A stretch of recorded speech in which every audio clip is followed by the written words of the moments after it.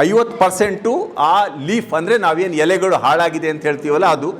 ಇಳುವರಿನೂ ಕೂಡ ಏನೂ ಇಲ್ಲ, ಎಲ್ಲೋ ಒಂದೊಂದು ಹಿಂಗಾರಗಳು ಏನೋ ಬಿಟ್ಕೊಂಡಿರೋ ಹಂಗೆ ಅನ್ನಿಸ್ತಾ ಇದೆ ನನಗೆ. ಒಂದೊಂದು ಹಿಂಗಾರ ಅಲ್ಲಲ್ಲಿ ಮಧ್ಯದಲ್ಲಿ ಓಪನ್ ಆಗ್ತಾ ಇದೆ. ಇನ್ನೊಂದು ನೀವು ನೋಡಿರ್ಬೋದು, ಅಡಿಕೆ ಹೆಚ್ಚು ಕಮ್ಮಿ ನಾವು ಒಂದು ಸ್ವಲ್ಪ ಬುಡದಲ್ಲಿ ಹೊಡೆದ್ರೆ ಆ ಗಟ್ಟಿ ಸೌಂಡ್ ಏನು ಬರುತ್ತಲ್ವ, ನಮ್ಮ ಕಡೆ ಬರುತ್ತದು. ಚನ್ನಗಿರಿ, ದಾವಣಗೆರೆ, ಈ ದುರ್ಗಾ ಏರಿಯಾ ಇದೆಯಲ್ಲ, ಅವು ಒಂದು ಸ್ವಲ್ಪ ಬಲ್ಕಟ್ ಗಿಡಗಳವು. ಯಾಕಂದರೆ ಇಲ್ಲಿರೋ ಅಷ್ಟು ತೊಂದರೆ ನಮಗಿಲ್ಲ. ಸೊ ಇಲ್ಲೇನಾಗ್ತಾ ಇದೆ, ಅಲ್ಲಿ ನೀವು ಒಂದು ಸ್ವಲ್ಪ ಹೊಡೆದ್ರೂ ಕೂಡ ಒಂಥರ ಸೌಂಡ್ ಏನು ಎಫೆಕ್ಟ್ ಬರ್ತಲ್ಲ, ಸೌಂಡು. ಇದರ ಅರ್ಥ ಏನನ್ಸುತ್ತೆ ಅಂದರೆ ಒಳಗಡೆ ಗಟ್ಟಿ ಇಲ್ಲ ಇದು ಅಂತ. ಗಿಡದ ಕಾಂಡ ಇದೆಯಲ್ಲ, ಕಾಂಡ ಒಳಗಡೆ ಯಾವುದೋ ರೂಪದಲ್ಲಿ ಏನೋ ಪ್ರಾಬ್ಲಮ್ ಆಗ್ತಾ ಇದೆ, ಗಟ್ಟಿ ಇಲ್ಲ ಅಂತ.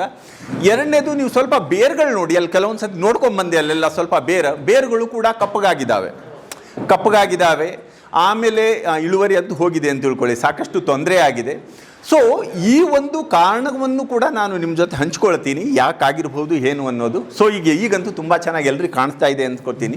ಸೊ ಎಲ್ಲರೂ ಈಗ ಡಿಪಾರ್ಟ್ಮೆಂಟ್ ಆಫ್ ಹಾರ್ಟಿಕಲ್ಚರಿಂದನೂ ಕೂಡ ಏನು ಹೇಳ್ತಿದ್ರು, ವಾತಾವರಣದಲ್ಲಿ ಆಗ್ತಿರುವಂಥ ತೊಂದರೆಯಿಂದಾಗಿ, ವಾತಾವರಣದಲ್ಲಿ ಆಗ್ತಿರುವಂಥ ಏರುಪೇರಿನಿಂದಾಗಿ ಈ ಒಂದು ಪ್ರಾಬ್ಲಮ್ಮು ತುಂಬ ಜಾಸ್ತಿ ಆಗ್ತಾ ಇದೆ. ಸೊ ಅದು ಒಂದು ರೀಸನ್ 100%.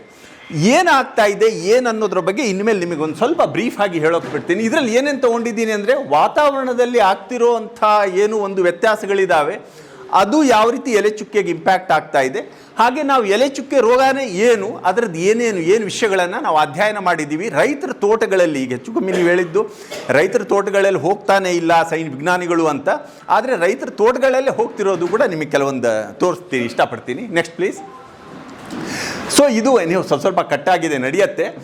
2004ರಿಂದ 2021-22ವರೆಗೆ ಒಂದು ಸ್ವಲ್ಪ ಏರಿಯಾ ಪ್ರೊಡಕ್ಟಿವಿಟಿ ತೊಗೊಂಡಿದ್ದೀವಿ ಅಡಿಕೆಯಲ್ಲಿ. ಏರಿಯಾ ಎಷ್ಟು ಜಾಸ್ತಿ ಆಗ್ತಾ ಇದೆ ಅನ್ನೋದು ನೀವೀಗ ನೋಡೋದಾದರೆ, 2004-05ರಲ್ಲಿ ಜನರಲ್ ಡೇಟಾ 3,64,000 ಹೆಕ್ಟೇರ್ ಏರಿಯಾ ಇತ್ತು ಇಂಡಿಯಾದಲ್ಲಿ. 21-22ಕ್ಕೆ 7,70,000ಕ್ಕೆ ಬಂತು. ಈಗ 9,38,000 ಅಂತ ಅಫಿಷಿಯಲ್ ಹೇಳ್ತಾ ಇದ್ದೀವಿ. 9,38,000.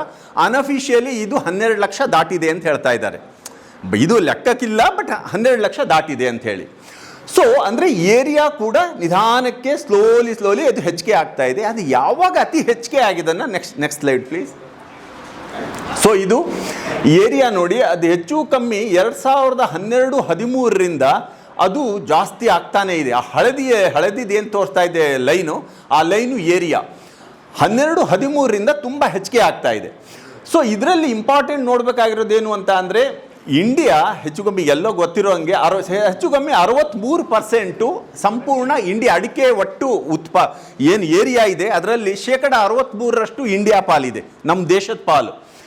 ಅದರಲ್ಲೂ ವಿಶೇಷವಾಗಿ ಕೇರಳ, ಅಸ್ಸಾಂ, ಕರ್ನಾಟಕ 3 ಸೇರಿಕೊಂಡು ಹೆಚ್ಚು ಕಮ್ಮಿ 88 ಅಂದರೆ 90% ಅಡಿಕೆ ನಮ್ಮ ಈ 3 ಡಿಸ್ಟಿಕ್ಗಳಿಂದ ಸ್ಟೇಟ್ಗಳಿಂದ ಬರ್ತಾ ಇದೆ, ಕರ್ನಾಟಕ, ಕೇರಳ ಮತ್ತು ಅಸ್ಸಾಂ. Next please. ಇಲ್ಲಿ ಒಂದು ಇಂಪಾರ್ಟೆಂಟ್ ಒಂದು ಮಜವಾದ ಏನಪ್ಪ ವಿಷಯ ಅಂದರೆ, ಇದೊಂದು ನೋಡಿ, 1950 ಕೊಡ್ತಾ ಇದ್ದೀನಿ. ಸೊ 1950ರಲ್ಲಿ 2,71,000 ಇತ್ತು ಒಟ್ಟು ಇಂಡಿಯಾದು ಟೋಟಲ್ ಏರಿಯಾ. ಕರ್ನಾಟಕದ್ದು 1,05,000 ಇತ್ತು. 2022-23ಕ್ಕೆ ಇಂಡಿಯಾದಲ್ಲಿ 9,38,000 ಹೆಕ್ಟೇರಿಗೆ ಹೋಗಿದೆ. ಕರ್ನಾಟಕದ್ದು 6,74,000 ಹೆಕ್ಟೇರಿಗೆ ಹೋಗಿದೆ. ಸ್ವಲ್ಪ ಈ ಕಡೆ ಹೋಗಲಾ? ಓಕೆ, ಹಾಂ. ಸೊ ಹಾಗೆ ಇಂಡಿಯಾದಲ್ಲಿ 1950ರಿಂದ ಇಲ್ಲಿವರೆಗೆ 22-23ರವರೆಗೆ 85% ಇಂಡಿಯಾದಲ್ಲಿ ಅಡಿಕೆ ಏರಿಯಾ ಜಾಸ್ತಿ ಆಗಿದೆ.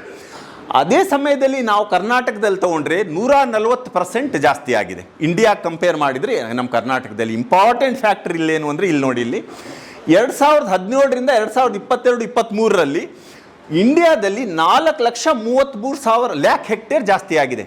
ಎಷ್ಟು ಒಂದು 3-4 ವರ್ಷ ಅಂದ್ಕೊಳ್ಳಿ ಅಂದಾಜು. 4,33,000 ಹೆಕ್ಟೇರ್ ಏರಿಯಾ ಜಾಸ್ತಿ ಆಗಿದೆ. ಇಂಪಾರ್ಟೆಂಟ್ ಪಾಯಿಂಟ್ ಅಂದರೆ, ಆ 4 ಲಕ್ಷದಲ್ಲಿ 4.5 ಲಕ್ಷದಲ್ಲಿ 4 ಲಕ್ಷ ಕರ್ನಾಟಕದ್ದಿದೆ. ಸೊ ಇದರ ಅರ್ಥ ಏನು ಅಂದರೆ, ಕರ್ನಾಟಕದವರು ನಾವು ಹೆಚ್ಚೆಚ್ಚಿಗೆ ಏರಿಯಾದಲ್ಲಿ ಅಡಿಕೆಯನ್ನು ನಾವೀಗ ಬೆಳೀತಾ ಇದ್ದೀವಿ. ಈ ಡೇಟಾ ಕೇವಲ 4 ವರ್ಷದ ಹೇಳ್ತಾ ಇದ್ದೀನಿ. ಸೊ ನಾನ್ ಟ್ರೆಡಿಷನಲ್ ಈಗ ಇಂಪಾರ್ಟೆಂಟ್ ಬರ್ತಾ ಇರೋದು, ನಾವು ಅಧ್ಯಯನ ಮಾಡಿರೋ ಪ್ರಕಾರ ಏನು ಅಂತ ಅಂದರೆ, ಮಲೆನಾಡು ಭಾಗ, ಕರಾವಳಿ ಭಾಗದಲ್ಲಿ ಅಡಿಕೆ ಜಾಸ್ತಿ ಆಗ್ತಾನೇ ಇಲ್ಲ. ಆದರೂ ಎಲ್ಲೋ ಅಲ್ಲೊಂದು ಇಲ್ಲೊಂದು ಅರ್ಧ ಎಕರೆ 1 ಎಕರೆ. ಟ್ರೆಡಿಷನಲ್ ಏರಿಯಾ, ಈಗ ನಾನ್ ಟ್ರೆಡಿಷನಲ್ ಏರಿಯಾ ಅಂತೀವಲ್ವ, ಈ ದುರ್ಗ, ದಾವಣಗೆರೆ, ಈ ಕಡೆ ಶಿವಮೊಗ್ಗ, ಸ್ವಲ್ಪ ಪಾಟು, ಹಾವೇರಿ, ಈಗ ನಾರ್ತಿಗೆಲ್ಲ ಹೋಗಿಬಿಟ್ಟಿದೆ. ನಿಮಗೆ ಒಂದು ಎಕ್ಸಾಂಪಲ್ ಕೊಡೋದು ಅಂತ ಅಂದರೆ, ನಾವು ರಾಯಚೂರಿಂದ ಫೋನ್ ಹೊಡಿತಾರೆ ರೈತರು, ಅವ್ರು ಕೇಳ್ತಾರೆ ಸರ್ ಅಡಿಕೆ ಹಾಕಬೇಕು, ಯಾವ ವೆರೈಟಿ ಹಾಕಬೇಕು ಏನು ಅಂತ ಅವ್ರು ಕೇಳ್ತಾರೆ. ನಾವು ಹೇಳ್ತೀವಿ ನಿಮ್ಮ ರಾಯಚೂರು ಟೆಂಪ್ರೇಚರ್ ಅದು ಹೊಂದ್ಕೊಳ್ಳಲ್ಲಪ್ಪ ಅಡಿಕೆ ಬಗ್ಗೆ ಯೋಚನೆ ಮಾಡೋಕ್ಕೆ ಹೋಗಬೇಡಿ ಅಂದರೆ ಅವ್ರು ಹೇಳೋ ಸರ್ 6 ವರ್ಷದ ಅಡಿಕೆ ಭಾರಿ ಚೆನ್ನಾಗಿ ಬಂದಿದೆ ಆಲ್ರೆಡಿ, ಇಲ್ಲಿ ಯಾವ ವೆರೈಟಿ ಹಾಕಬೇಕು ಹೇಳ್ರಿ ಅಂತಾರೆ. ಅಂದರೆ ಆಲ್ರೆಡಿ ಅವ್ರು ಬೆಳೆದು ಬಿಟ್ಟಿದ್ದಾರೆ, ಸಾಕಷ್ಟು ರೈತರು ಬೆಳೆದು ಏನು ವೆರೈಟಿ ಯಾವ್ದಾದ್ರು ಇದೆಯಾ ಕೊಡಿ ಅಂತ ಹೇಳ್ತಾ ಇದ್ದಾರೆ. ಇಂಥ ಪರಿಸ್ಥಿತಿ ಬಂದಿದೆ. ಇದರಲ್ಲಿ ನಾನ್ ಟ್ರೆಡಿಷನಲ್ ಏರಿಯಾದಲ್ಲಿ ನಾನು ಬೇರೆ ಜಿಲ್ಲೆಗಳು ಹೇಳಿದೆ, 2017ರಿಂದ ಒಂದು 2-3 ವರ್ಷದಲ್ಲಿ ಹತ್ತತ್ರ 2 ಲಕ್ಷ ಹೆಕ್ಟೇರ್ ಏರಿಯಾ ಜಾಸ್ತಿ ಆಗಿದೆ. 2 ಲಕ್ಷ ಹೆಕ್ಟೇರ್ ಏರಿಯಾ ನಾನ್ ಟ್ರೆಡಿಷನಲ್, ನಿಮ್ಮದೇನು ಇಲ್ಲ ಬಿಡಿ, ನಿಮ್ಮವು ಏನಿದ್ರು 1,000 ಹೆಕ್ಟೇರ್ ಜಾಸ್ತಿ ಆಯಿತು, 2,000 ಅಂದರೆ ಅದು ಭಾರಿ ದೊಡ್ಡ ಮಾತು. ಇದು ಈ ರೀತಿ ಆಗ್ತಾ ಇದೆ, ಈಗ ಸದ್ಯದ ಪರಿಸ್ಥಿತಿಯಲ್ಲಿ ಆಗ್ತಾ ಇರುವಂಥದ್ದು ಒಂದು ಚೇಂಜಸ್ಸು ಅಡಿಕೆಯಲ್ಲಿ. Next please. ಸೊ ಯಾಕೆ ರೈತರು ಇಷ್ಟಕ್ಕೊಂದು ಆ ಅಡಿಕೆ ಬಗ್ಗೆ ಅಷ್ಟು ಆಸೆ ಇಟ್ಕೊಂಡು ಅಷ್ಟು ಹುಚ್ಚುಚ್ಚಾಗಿ ತಮ್ಮ ಏರಿಯಾ ಯಾಕೆ ಜಾಸ್ತಿ ಮಾಡ್ತಾ ಇದ್ದಾರೆ? ಸ್ಪೆಷಲಿ ನಾನ್ ಟ್ರೆಡಿಷನಲ್ ಏರಿಯಾದಲ್ಲಿ ಒಂದು ಸ್ವಲ್ಪ ಅವ್ರಿಗೆ ಕಂಡು ಬರ್ತಿರೋದೇನು ಅಂತ ಅಂದರೆ, ನೀವು ಪ್ರತಿದಿನ ಬೆಳಿಗ್ಗೆ ಪೇಪರ್ ಮಾಡಿದರೆ ಅವು ನ್ಯೂಸ್ ಪೇಪರಲ್ಲಿ ವಾಟ್ಸಪ್ಪಲ್ಲಿ ಬರೋದು ಅಡಿಕೆ ಬೆಲೆ ಭಾರೀ ಏರಿಕೆ ಇದು ತುಂಬ ಬರ್ತಾ ಇದೆ. ಎಲ್ಲ ಕಡೆ ಇರೋದ್ರಿಂದ ಅವ್ರಿಗೇನಾಗ್ತಾ ಇದೆ, ಹೌದು ಇದರಲ್ಲಿ ಪ್ರಾಫಿಟ್ ಇದೆ, ಅಡಿಕೆಯಲ್ಲಿ ಪ್ರಾಫಿಟ್ ಇದೆ ಒಂದು. ಆಮೇಲೆ ಈಗ ಮ್ಯಾಮ್ಕೋಸ್ ಇದ್ದಾವೆ, ತುಮ್ಕೋಸ್ ಇದ್ದಾವೆ, ಬೇರೆ ಸಾಕಷ್ಟು ಏಜೆನ್ಸೀಸ್ ಇರೋದ್ರಿಂದ ಈ ಅಡಿಕೆ ವ್ಯವಹಾರ ನಡೆಯೋದಕ್ಕೆ ಪ್ರಾಫಿಟ್ಟು ಕೂಡ, ಮಾರ್ಕೆಟ್ ಪ್ರೈಸು ಸಿಗತ್ತೆ, ಪ್ರಾಫಿಟ್ಟು ಇದೆ. ನಮ್ಮ ಕಡೆ ನಾನು ಎಕ್ಸಾಂಪಲ್ ಕೊಡ್ತೀನಿ, ಮೆಕ್ಕೆಜೋಳ ನಾವು ಜಾಸ್ತಿ, ನಮ್ಮ ಕಡೆ ಎಲ್ಲ ಮೆಕ್ಕೆಜೋಳ ಜಾಸ್ತಿ, ಭತ್ತನೂ ಕೂಡ ಇದೆ, ಎಲ್ಲೆಲ್ಲಿ ಇರಿಗೇಷನ್ ಫೆಸಿಲಿಟಿ ಇದೆ ಭತ್ತ. ಅಲ್ಲಿ ಜನರಿಗೆ ಏನಾಗ್ತಾ ಇದೆ ಅಂದರೆ, ವಾಟರ್ ಶಾರ್ಟೇಜ್ ಆಯಿತು. ಈಗ ಒಂದು 10-15 ವರ್ಷದಿಂದ ವಾಟರ್ ಶಾರ್ಟೇಜ್ ತುಂಬ ಇದೆ. ನಾನು ಸೂಳೆಕೆರೆ ಹತ್ತಿರ ಇರೋನು, ನಮ್ಮೂರು ಚನ್ನಗಿರಿ ಹತ್ತಿರ, ಅಂದರೆ ಶಾಂತಿಸಾಗರ ಅಂತ ಏನು ಕರಿತೀವಲ್ವ, ಅಲ್ಲಿಂದ ನಮ್ಮವರೆಲ್ಲ ಪೈಪ್ಲೈನ್ ಹಾಕಿದ್ದಾರೆ. ಆ ಪೈಪ್ಲೈನಿಗೆ ಹೆಂಗೆ ಮಾಡಿದ್ದಾರೆ ಅಂತ ಅಂದರೆ, ಮೋಸ್ಟ್ಲಿ ಇದು ನ್ಯಾಷನಲ್ ಡೆಲ್ಲಿ ಕ್ಯಾಪಿಟಲ್ ಸಿಟಿಯಲ್ಲೂ ಅಷ್ಟಕ್ಕೊಂದು ವಾಟರ್ ಸಪ್ಲೈ ಮಾಡಲ್ಲ ಅನಿಸುತ್ತೆ, ಅಷ್ಟು ಮಾಡಿದ್ದಾರೆ ನಮ್ಮವರು, ಅಂದರೆ ನಮ್ಮ ರೈತರು ಹೇಳ್ತಾ ಇದ್ದೀನಿ. ವಾಟರ್ ಅವೈಲಬಿಲಿಟಿ ಇದಕ್ಕೆ ಕಮ್ಮಿ ಕಂಪೇರ್ ಟು ಭತ್ತ. ನೀವು ಯೂಸ್ ಮಾಡಿದರೆ ಭತ್ತಕ್ಕೆ ನೀವು 24 ಗಂಟೆ ನೀರು ಹಾಕ್ಕೊಂಡು ಕುತ್ಕೋಬೇಕು, ಬಟ್ ಇದಕ್ಕೆ ತಲೆ ಬಿಸಿ ಇಲ್ಲ. ಆಮೇಲೆ ಡ್ರಿಪ್ಪಿಗೆಲ್ಲ ಫೆಸಿಲಿಟಿ ಸಿಗ್ತಿರೋದ್ರಿಂದ ಜನ ಸ್ವಲ್ಪ ವಾಟರ್ ಸ್ಕೇರ್ಸಿಟಿನೂ, ಏಸ್ ಆಫ್ ಕಲ್ಟಿವೇಷನ್ ಅಂದರೆ ಏನು, ಈಸಿ. ನೀವು ಭತ್ತ ಬೇರೆ ಬೆಳೆ ಹಾಕ್ಕೊಂಡು 24 ಗಂಟೆ ಬೆಳಗ್ಗೆಯಿಂದ ರಾತ್ರಿವರೆಗೆ ಕುತ್ಕೋ, ಅವು ಅಷ್ಟು ತಲೆ ಬಿಸಿ ಇಲ್ಲ. ಸೊ ಅಡಿಕೆ ಒಂದ್ಸತಿ ಹಾಕಿಬಿಟ್ಟು ಒಂದು ಸ್ವಲ್ಪ ಮ್ಯಾನೇಜ್ ಮಾಡ್ಕೊಂಡ್ಬಿಟ್ರೆ ಬೆಳೆಗೇನು ತೊಂದರೆ ಇಲ್ಲ ಅನ್ನೋದು ಒಂದು. ಸೊ ಇದು ಹೆಚ್ಚು ಏರಿಯಾ ಜಾಸ್ತಿ ಆಗ್ತಿರೋದಕ್ಕೆ ಸಹಜ ಕಾರಣ ಆಗ್ತಾ ಇದೆ. Next please. ಏನಾಗಬಹುದು ಮುಂದಿನ ದಿನಗಳಲ್ಲಿ? ಈಗ ನಾವು ಹೇಳ್ತಾ ಇದ್ದೀವಿ ಕ್ಲೈಮೇಟ್ ಚೇಂಜು. ಮುಂಚೆ ಈಗ ಕೇವಲ ಒಂದು 3-4 ವರ್ಷದ ಹಿಂದೆ ನಮ್ಮ ವಿಶ್ವವಿದ್ಯಾಲಯದಲ್ಲಿ ಪ್ರತಿ ವರ್ಷ ಕೂಡ ರಿಸರ್ಚ್ ಒಂದು ಮೀಟಿಂಗ್ ಆಗುತ್ತೆ, ಎಲ್ಲ ಸೈಂಟಿಸ್ಟ್ಗಳು ಸೇರಿಕೊಂಡು. ನಾವಲ್ಲಿ ರೆಕಮೆಂಡ್ ಮಾಡಿದ್ದೇನು ವಿಶ್ವವಿದ್ಯಾಲಯಕ್ಕೆ ಅಂದರೆ, ಮಳೆ ಈಗ ಮುಂಚೆ ಏನು ಹೇಳ್ತಾ ಇದ್ವಿ, ಜೂನ್ 1st ವೀಕಿಂದ ಮಳೆ ಅನ್ನೋದು ನಮ್ಮದು ಕ್ಯಾಲ್ಕುಲೇಷನ್, ಎಷ್ಟೋ ವರ್ಷಗಳ ಕ್ಯಾಲ್ಕುಲೇಷನ್ ಅದು. ನಾವು ರೆಕಮೆಂಡೇಷನ್ ಏನು ಕೊಟ್ವಿ, ಮಳೆ ತುಂಬ ಲೇಟ್ ಆಗ್ತಾ ಇದೆ, instead of June 1st week ಅನ್ನೋದಕ್ಕಿಂತ ಜುಲೈ 15th ಮಳೆಗಾಲ ಅಂತ ಹಾಕ್ಕೊಳ್ಳೋಣ, ಯಾಕೆಂದರೆ ಮಳೆ ಎರ್ರಾಟಿಕ್ ಇದೆ ಅನ್ನೋದು ಆಲ್ರೆಡಿ ರೆಕಮೆಂಡೇಷನ್ ಹೋಗಿ ಫೈನಲ್ ಆಗಲಿಲ್ಲ ಅದು. ಬಟ್ ಇಲ್ಲಿಗೇನಾಗ್ತಾ ಇದೆ, ಈ ಇಯರ್ ನಿಮಗೆ ಗೊತ್ತಿರಬಹುದು, ಈ ವರ್ಷ ಮೇ 13-15ಕ್ಕೆ ಸ್ಟಾರ್ಟ್ ಆಗಿದ್ದು, ಹೆಚ್ಚು ಕಮ್ಮಿ ನವಂಬರ್ವರೆಗೂ ಕೂಡ ಅದು ಬಿಟ್ಟಿಲ್ಲ. ಅಂದರೆ ಎರ್ರಾಟಿಕ್ ರೈನ್ಫಾಲು ಕೆಲವೊಂದು ಕಡೆ ನೋಡ್ಬೋದು. ಈಗ ಉದಾಹರಣೆ ದುಬೈ, ಸೌದಿ ಅರೇಬಿಯಾ ನೋಡಬೇಕು, ಅಲ್ಲಿ ನೀರಿಗೆ ಮಳೆ ಬಂತು ಅಂದರೆ ಅದು ಅವ್ರಿಗೆ ಪುಣ್ಯ, ಆದರೆ ಫ್ಲಡ್ ಆಗ್ತಾ ಇದೆ. ಫ್ಲಡ್ ಅಂದರೆ ಈ ಎರ್ರಾಟಿಕ್ ಮಾನ್ಸೂನಿಂದ ಸ್ವಲ್ಪ ಇಶ್ಯೂಸ್ ಆಗ್ತಾ ಇದೆ. ಅದು ಇಶ್ಯೂಸು ಬೇರೆವೆಲ್ಲ ಡಿಸ್ಕಸ್ ಮಾಡಲ್ಲ, ಅದ್ರ ಜೊತೆಗೆ ರೋಗ ರುಜಿನಗಳು ಕೂಡ ಜಾಸ್ತಿ ಆಗ್ತಾ ಇದ್ದಾವೆ. ಸೊ ಇಲ್ಲಿಂದ ಏನಾಗ್ತಾ ಇದೆ, ಇವುಗಳಿಂದ ಏನಾಗುತ್ತೆ, ರಿಸೋರ್ಸ್ ಡಿಪ್ಲೀಷನ್ನು ಅವೆಲ್ಲ ನಾನು ಜಾಸ್ತಿ ಹೋಗಲ್ಲ. ಆಮೇಲೆ ಲೇಬರ್ ಶಾರ್ಟೇಜ್ ಇದೆ, ಇವೆಲ್ಲ ತುಂಬ ಇಶ್ಯೂ ಆಗುತ್ತೆ, ಅದೆಲ್ಲ ಹೋಗಲ್ಲ. Next please. ಅದು ಒಂದು ಫಸ್ಟ್ ಅಂತ ತೊಗೊಂಡಿದ್ದೀನಿ. ಆಮೇಲೆ ಫ್ಯೂಚರ್ ಕಾನ್ಸಿಕ್ವೆನ್ಸಸ್ ಏನಾಗಬಹುದು ಅಂದರೆ, ಹೆಚ್ಚು ಕಮ್ಮಿ ಈಗೇನು ಇನ್ವೆಸ್ಟ್ಮೆಂಟ್ ಫುಡ್ ಕ್ರಾಪಿಗೆ ಅಂತ ಭತ್ತ, ಮೆಕ್ಕೆಜೋಳ, ರಾಗಿ ಅವಕ್ಕೆ ಏನು ಇನ್ವೆಸ್ಟ್ಮೆಂಟ್ ಮಾಡ್ತಾ ಇದ್ದಾರೆ, ಆ ಇನ್ವೆಸ್ಟ್ಮೆಂಟ್ ಎಲ್ಲ ಅಡಿಕೆ ಕಡೆ ಬರಬಹುದು ಒಂದು. ಇದು ವಾತಾವರಣದ ಕೂಡ ಏನು ಚೇಂಜಸ್ ಆಗ್ತಿರೋದಕ್ಕೆ ಒನ್ ಆಫ್ ದ ರೀಸನ್ನು, ನಾವು ಹೆಚ್ಚೆಚ್ಚಿಗೆ ಏರಿಯಾದಲ್ಲಿ ಅಡಿಕೆ ಬೆಳೆಯೋದ್ರಿಂದನೂ ಕೂಡ ಮುಂದಿನ ದಿನಗಳಲ್ಲಿ ಗ್ರೌಂಡ್ ವಾಟರ್, ಫಸ್ಟೇ ನಿಮ್ಮ ಮಲೆನಾಡು ಕರಾವಳಿ ಬೆಲ್ಟಲ್ಲಿ ಮಳೆ ಭಾರಿ ಬೀಳತ್ತೆ, ಬಟ್ ಗ್ರೌಂಡ್ ವಾಟರ್ ಹುಡುಕಿದ್ರೆ ಸಿಗೋದೇ ಇಲ್ಲ. ಸೊ ಇಂಥದ್ದಿದೆ, ಮುಂದಿನ ದಿನಗಳಲ್ಲಿ ಇನ್ನೂ ತೊಂದರೆ ಆಗಬಹುದು. ಫುಡ್ ಸೆಕ್ಯೂರಿಟಿ ಮೇಯ್ನು. ಅಡಿಕೆ ನಾವು ಜಾಸ್ತಿ ಮಾಡಿದ್ವಿ ಅಂತ ತಿಳ್ಕೊಳ್ಳಿ, ನಾಳೆ ನಾವು ಅಡಿಕೆ ಊಟ ಮಾಡೋಕ್ಕಾಗಲ್ಲ, ನಮಗೆ ಭತ್ತ ಬೇಕೇ ಬೇಕು, ಅಕ್ಕಿ ಬೇಕೇ ಬೇಕು. ಅದ್ರ ಗತಿ ಏನು ಮುಂದಿನ ದಿನಗಳಲ್ಲಿ? ಈ ಪಾಪ್ಯುಲೇಷನ್ ಜಾಸ್ತಿ ಆದಂಗೆ ಆಹಾರ ಜಾಸ್ತಿ ಬೇಕು, ಅದೇನು ಊಟದ್ದು. ಅಡಿಕೆ ನಮಗೆ ಇದ್ರೂ ನಡೆಯುತ್ತೆ, ಇಲ್ದಿದ್ರೂ ನಡೆಯುತ್ತೆ, ಬಟ್ ಅಕ್ಕಿ ನಡೆಯಲ್ಲ, ರಾಗಿ ನಡೆಯಲ್ಲ, ಜೋಳ ಬೇಕೇ ಬೇಕು ನಮಗೆ. ಮುಂದಿನ ಗತಿ ಏನು? ಬೈ ಚಾನ್ಸ್ ಈಗ ಯಾತಕ್ಕೆ ಪ್ರೈಸ್ ಡ್ರಾಪ್ ಹಾಕ್ಕೊಂಡಿದ್ದೀನಿ ಅಂದರೆ, ನಾನು ಕೂಡ ಈಗ ವಿಜ್ಞಾನಿಯಾಗಿ ಹಲವಾರು ಬಗೆ ಏರಿಯಾಗಳಿಗೆ ಹೋಗ್ತಾ ಇರ್ತೀನಿ. ತೆಲಂಗಾಣಕ್ಕೂ ಕೂಡ 3-4 ಟೈಮ್ ಹೋಗಿದ್ದೀನಿ. ತೆಲಂಗಾಣಗಳ ರೈತರು ಹೇಳ್ತಿರೋದೇನು ಅಂದರೆ, ಇನ್ನೊಂದು 8-10 ವರ್ಷ ನಿಮ್ಮ ಕರ್ನಾಟಕವನ್ನು ನಾವು ಮೀರಿಸ್ತೀವಿ ಅಂತಿದ್ದಾರೆ. ಅಂದರೆ ಅಷ್ಟು ಅಡಿಕೆ ಬೆಳೀತಾ ಇದ್ದಾರೆ ಅವರು. ಈಗ ಅವರಲ್ಲಿರೋದು oil palm, main oil palm Telangana, ಆಂಧ್ರದಲ್ಲಿ ಕೋಕೋನಟ್ಟು. ಬಟ್ ಆಯಿಲ್ ಪಾಮು ಕೋಕೋನಟ್ಟಲ್ಲಿ ಅವ್ರದ್ದೇನು ಪ್ರಾಬ್ಲಮ್ ಆಗಿದೆಯೋ ಗೊತ್ತಿಲ್ಲ.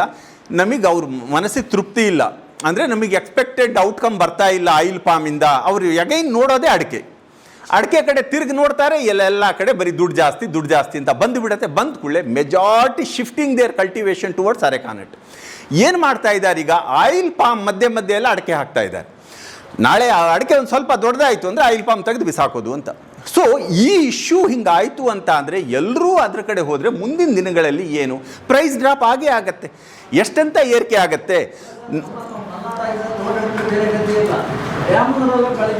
ನೀಡಿಲ್ಲ, ಅದೇ ಅವರಿಗೆ ಪ್ರೈಸ್. ದುಡ್ಡು ಸಿಗ್ತಾ ಇದೆ. ನಮ್ಮ ಚನ್ನಗಿರಿಯವರಿಗೆ ಬಿಗಿನಿಂಗಲ್ಲಿ ನಾನು ಅಸಿಸ್ಟೆಂಟ್ ಪ್ರೊಫೆಸರ್ ಇದ್ದೆ, ಆವಾಗ ನಾವು ಹೋದಾಗ ಅಡಿಕೆ ಬಗ್ಗೆ ಸಾಕಷ್ಟು ಡಿಸ್ಕಷನ್ ಆಗ್ತಿತ್ತು. ನಾವು ಹೇಳ್ತಾ ಇದ್ವಿ, ಅಡಿಕೆ ಬೇಡ ರೀ, ಅದು ಉಪಯೋಗ ಆಗಲ್ಲ, ಸುಮ್ಮನೆ ನಮ್ಮದು ಏನು ಕ್ರಾಪ್ ಇದೆ ನಾವು ಬೆಳ್ಕೊಳ್ಳೋಣ ಅಂತ. ಅಂದರೆ ಬೆಳೆ ಅಂದ್ಕೂಳೆ ಒಂದೇ ಹೇಳೋದವರು, ಏನು ಸರ್ ನೀವು ಹೇಳೋದು? ಅಡಿಕೆಯವ್ರಿಗೆ ನೋಡಿದ್ದು ನಮ್ಮಲ್ಲೂ ಕೂಡ ಅಜ್ಜಿಹಳ್ಳಿ ಇದೆ, ನೋಡಿದ್ದೀರಾ? ಚನ್ನಗಿರಿ ಹೋಗೋ ಜಾರದಲ್ಲಿ ಅಜ್ಜಿಹಳ್ಳಿಯಲ್ಲಿ ಮನೆ ಕಟ್ಟಿದ್ದಾರೆ, ನೋಡಿದ್ದೀರಾ? ರೋಡಲ್ಲಿ ಮನೆಗಳು, ನಾನು ಬೇರೆ ಕಡೆ ಹೇಳ್ತಾ ಇಲ್ಲ, ಸಿಟಿ ಏರಿಯಾಗಿಂತ ಚಂದ ಮನೆ ಕಟ್ಟಿದ್ದಾರೆ. ಅವ್ರು ಹೇಳೋದೇನು? ಏನು ಸರ್, ಅಡಿಕೆ ಮಾಡೋರು ಅವ್ರ ಮಕ್ಕಳಿಗೆ ದೊಡ್ಡ ಕಾಲೇಜಲ್ಲಿ ಓದಿಸ್ತಾರೆ, ಸ್ಕೂಲಲ್ಲಿ ಓದಿಸ್ತಾರೆ, ಕಾರಲ್ಲಿ ಓಡಾಡ್ತಾರೆ, ನಾವು ಅದೇ ಸೈಕಲ್ಲು ಅದೇ ಬಸ್ಸಿಗೆ ಹಾರ್ನ್ ಹೊಡಿತಾ ಇರೋದು, ಕೈ ಅಡ್ಡ ಇಡೋದ? ನಾವು ಬೆಳಿತೀವಿ, ಅವ್ರು ಹಾಳಾಗ್ತಾರ, ನಾವು ಹಾಳಾಗ್ತೀವಿ ಬಿಡ್ರಿ. ನೀವು ಅಡಿಕೆ ಬೆಳಿಬೇಡ್ರಿ ಅಂದರೆ ನಮ್ಮಲ್ಲಿ ಜಗಳಕ್ಕೆ ಬಂದುಬಿಡ್ತಾರೆ. ಹಾಗಾಗಿದೆ ಪರಿಸ್ಥಿತಿ. ಸೊ ಇದು ಒಂದು ಡ್ರಾಬ್ಯಾಕ್ ನಮ್ಮಲ್ಲಿ ಆಗ್ತಾ ಇರುವಂಥದ್ದು. Next please.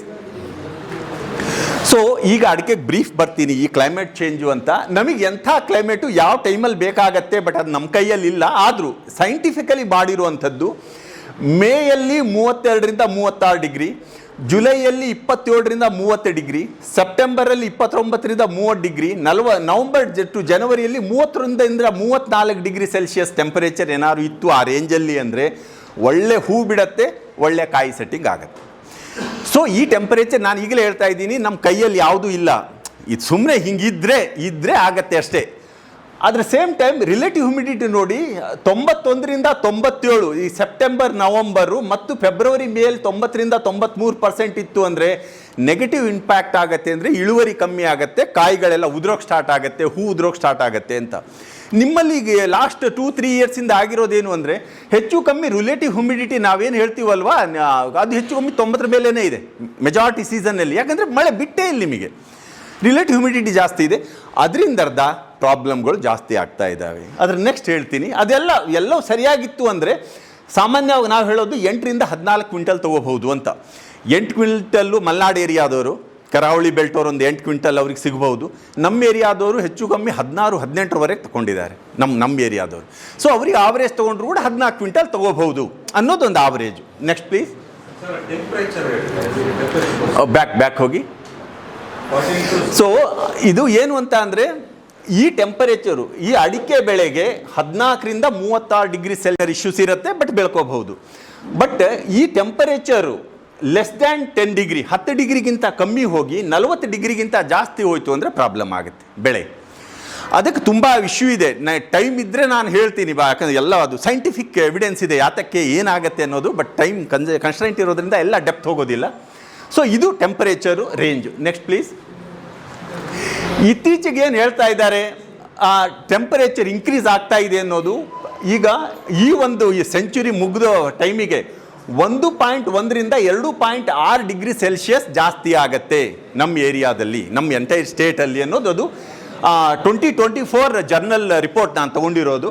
ಸೊ ಪ್ರತಿ ಡೆಕೆಡ್, ಪ್ರತಿ ಒಂದೊಂದು 10 ವರ್ಷಕ್ಕೂ ಕೂಡ around 0.4% degree Celsius temperature increase ಆಗ್ತಾ ಇದೆ ನಮ್ಮ ಏರಿಯಾದಲ್ಲಿ. ಕೆಲವು ವರ್ಷ ಕಮ್ಮಿ ಹೆಚ್ಚು ಆಗ್ಬೋದು, that is the assumption. Next please. So ಇದು ನೋಡಿ, ಈ ಫಸ್ಟಿಂದ 2050 ಇದು ಕರೆಂಟು. ಈಗ ನಮ್ಮ ಅಡಿಕೆ ಬೆಳೆಯುವ ಪ್ರದೇಶಗಳು ಯಾವ ರೀತಿ ಇದ್ದಾವೆ ಅಂತ, ಇದೇನು ಪಾಟ್ ಇದೆ ಇವೆಲ್ಲ ತುಂಬ ಅಡಿಕೆ ಬೆಳೆಯೋ ಪ್ರದೇಶ.